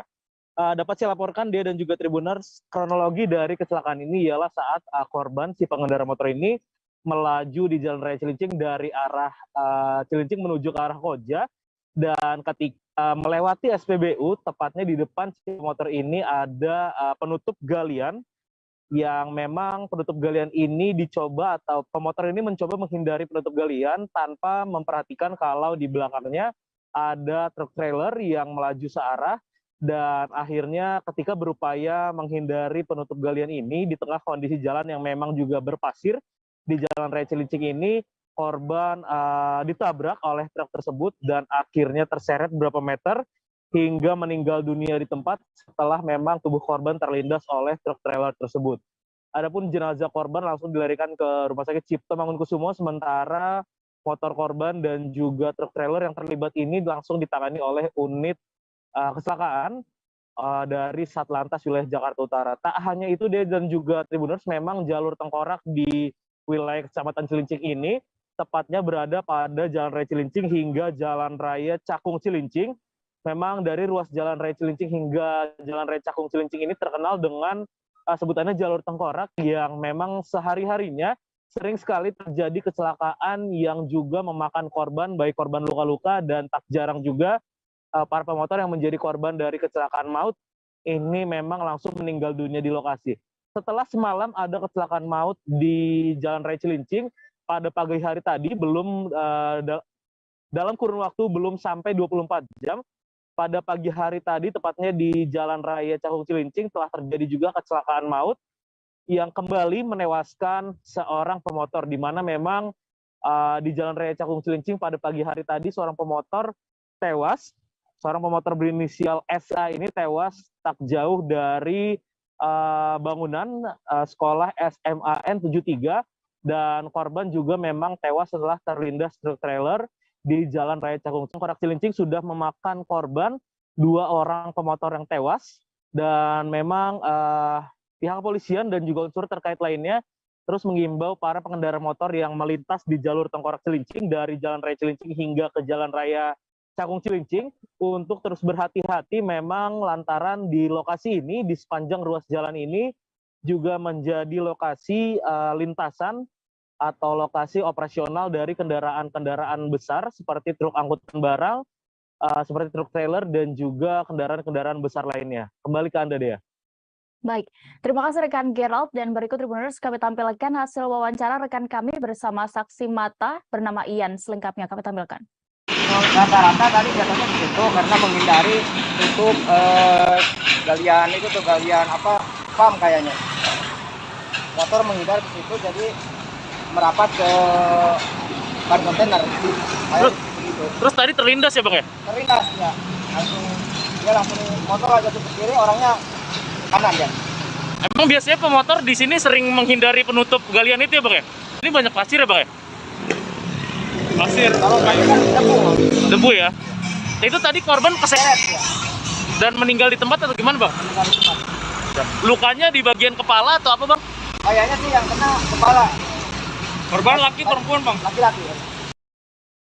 Sebelum berangkat menuju Kabupaten Lembata untuk berpartisipasi dalam turnamen sepak bola El Tari Memorial Cup atau ETMC tahun 2022, para pemain, ofisial, dan juga pengurus Persatuan Sepak Bola Manggarai Timur mengikuti prosesi adat Wuat Wai terlebih dahulu. Dan apa saja prosesi yang ada dalam adat Wuat Wai ini akan disampaikan rekan kami Robert Ropo, reporter dari Tribun Flores yang sudah bergabung di sana. Silakan rekan. Baik, selamat sore rekan Dea dan sahabat Tribuners. Dapat saya laporkan dari Porong, Kabupaten Manggarai Timur, Pulau Flores, Provinsi Nusa Tenggara Timur pada sore hari ini. Dan di mana Asprov PSSI Provinsi NTT menggelar hadatan turnamen sepak bola El Tari Memorial Cup yang ke-31 tahun 2022 dan diikut oleh setiap kabupaten dan kota di Provinsi Nusa Tenggara Timur. Dan untuk Kabupaten Manggarai Timur berpartisipasi juga dalam turnamen bergengsi di NTT ini.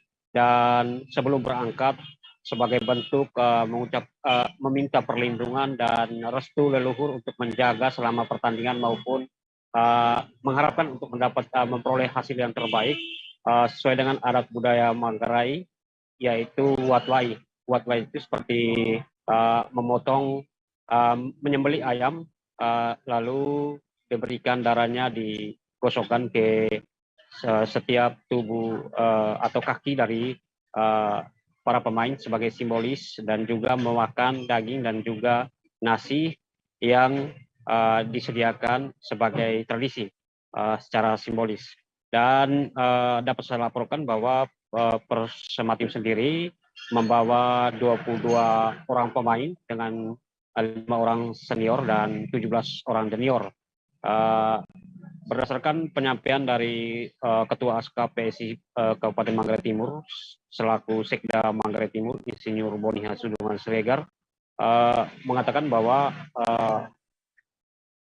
Persima Tim atau Putra Lawelujang julukan Persima Tim sudah siap untuk bertarung di sana, dan ia menghimbau kepada atau berpesan kepada para pemain dan ofisial untuk menjaga sportivitas dan menjunjung tinggi keakraban dan keharmonisan selama pertandingan berlangsung. Dan juga Ketua ASKAP Boni Hasudungan juga meminta doa dan dukungan dari seluruh masyarakat Manggarai Timur agar Persima Tim membawa prestasi terbaik dalam turnamen kali ini. Demikian Dea dan sahabat Tribuners, saya kembalikan ke studio. Baik, terima kasih rekan Robert Ropo untuk laporan Anda dari Flores. Selamat bertugas kembali. Kita beralih ke informasi berikutnya. Pesawat N219 Nurtanio karya anak bangsa hadir sebagai produk ikon nasional akan dipamerkan dalam rangka Side Event Development Working Group G20 di Belitung pada tanggal 7 hingga 9 September 2022. Pesawat N219 Nurtanio ini diterbangkan oleh Kapten Adi Budi sebagai pilot in command dan Firman Syah Cahya sebagai co-pilot dari Bandara Internasional Hussein Sastra Negara Bandung.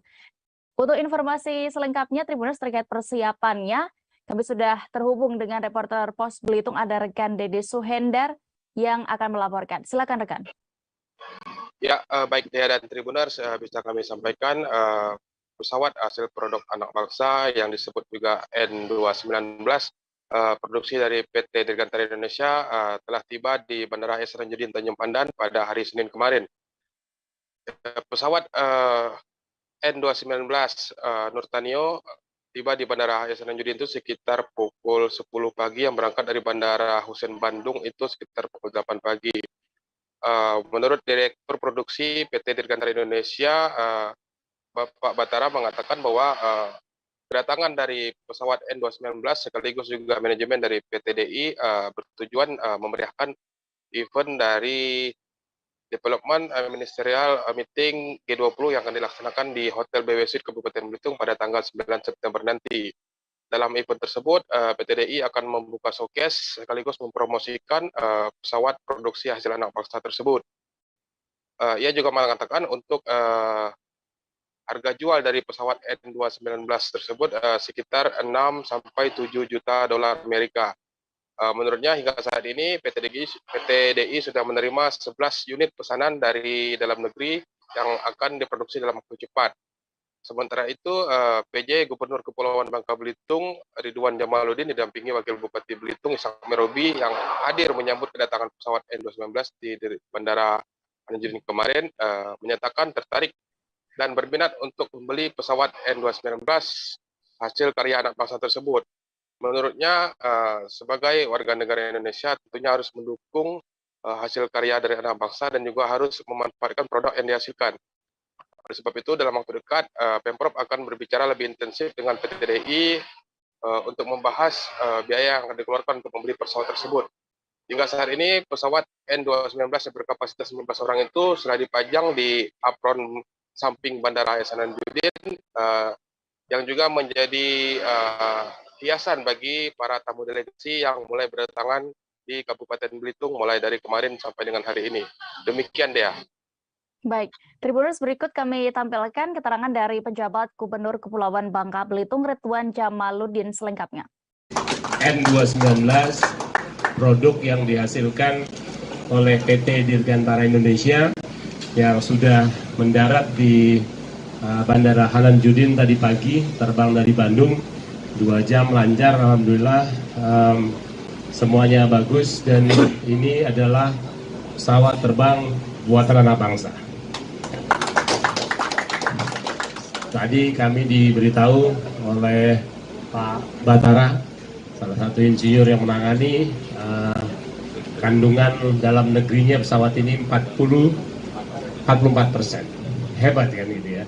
Saya harus berterima kasih kepada teman-teman para insinyur, pilot, co-pilot, ada di sebelah sana, dan kebijakan-kebijakan pemerintah yang mendukung sehingga pesawat ini bisa berhasil kita bangun dan kita terbangkan. Kami juga mendengar sudah ada 11 pesanan kepada PT DI untuk menghasilkan pesawat ini masih dari pemerintah. Kita akan buktikan bahwa kita, bangsa Indonesia, dengan kemampuan nasional yang ada dan kebutuhan nyata di depan mata, jadi kita tidak ngarang-ngarang mau beli pesawat karena kita perlu pesawat seperti ini. Ekskaden Aropamindal Divpropam Polri Kombes Pol Agus Nurpatria menjalani sidang kode etik terkait pelanggaran penyidikan atau obstruction of justice dalam kasus kematian Brigadir Nofriansyah Yosua Huta Barat alias Brigadir J pada hari ini, Selasa 6 September 2022. Kadif Humas Polri Irjen Pol Dedi Prasetyo mengungkapkan dalam sidang kode etik ini ada anak buah Verdi Sambo ini terdapat 14 orang polisi yang diperiksa, dan bagaimana hasilnya terkait sidang etik kali ini, Tribuners, akan dilaporkan rekan Abdi Rianda Sakti, reporter dari Tribun News yang sudah bergabung di lokasi. Silakan rekan. Ya, terima kasih rekan Dea. Selamat sore Tribuners semua. Benar sekali, saat ini Polri tengah melakukan sidang kode etik terhadap anak buah Verdi Sambo, yakni Kombes Pol Agus Nurpatria, terkait penyalahgunaan penghalangan penyidikan atau obstruction of justice dalam kasus kematian Brigadir Nofriansyah Yosua Huta Barat alias Brigadir J. Sidang kode etik ini digelar sekira pukul 10 pagi tadi dengan mendatangkan 14 polisi untuk menjadi saksi dalam sidang kode etik ini. Adapun ke-14 polisi yang menjadi saksi dalam sidang kode etik ini adalah Brigjen Pol HK, AKBP RS, AKBP AC, Kompol CP, Kompol BW, Kompol HP, Kompol IR, AKP RS, AKP IW, AKP IF, IPTU JA, IPTU HP, IPTU SA, dan BRIPTU MSH. Selain saksi, kata Kadif Humas Polri, Irjen Pol Dedi Prasetyo, penuntut dalam sidang kode etik ini juga menghadirkan barang bukti terkait pelanggaran yang dilakukan oleh Ekskaden A Ropaminal di Propam Polri ini, yang nantinya akan diuji oleh Hakim Komisi Kode Etik Polri. Kadif Irjen Dedi menyebut jika hasil dari sidang kode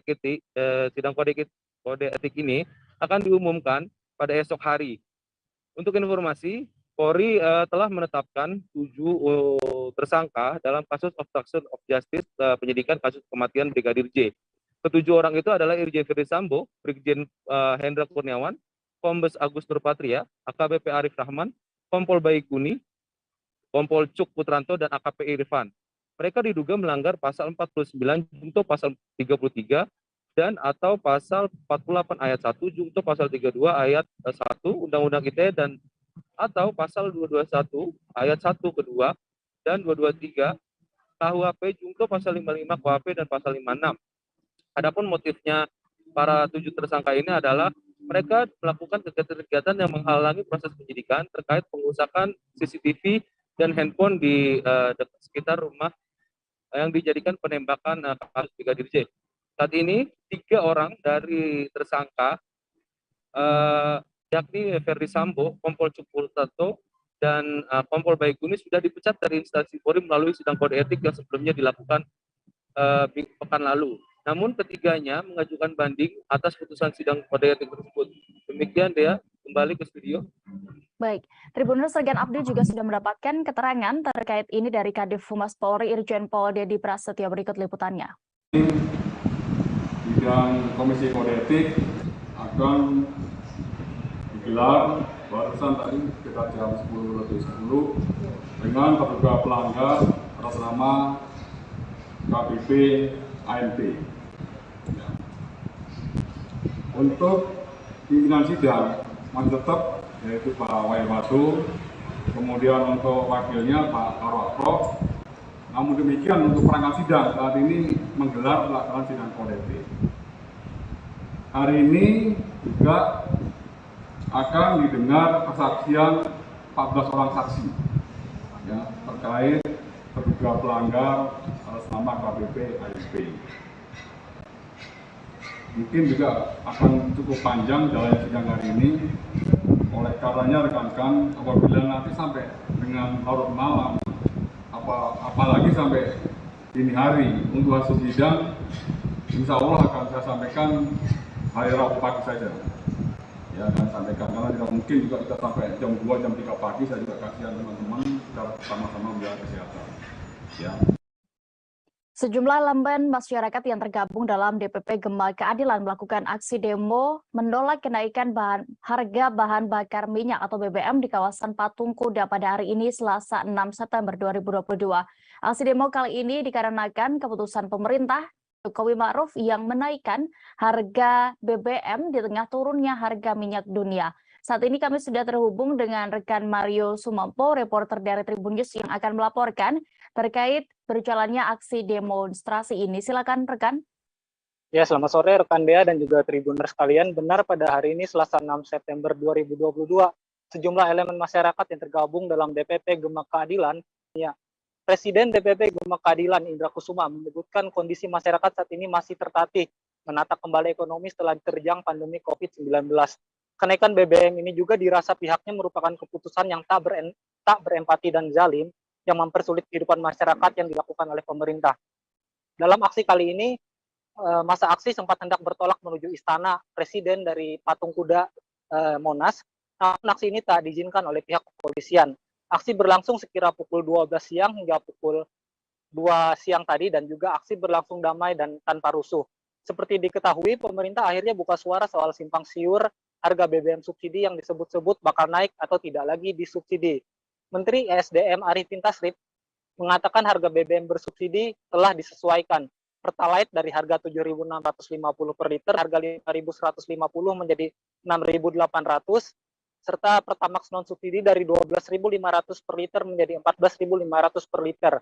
Harga ini mulai berlaku sejak Sabtu 3 September 2022 lalu, sejak pukul 14.30 sore. Sekian rekan Dea. Baik, terima kasih untuk laporan Anda. Selamat kembali bertugas. Kita beralih ke informasi Selasa 6 September di depan Gedung Dewan Perwakilan Rakyat atau DPR.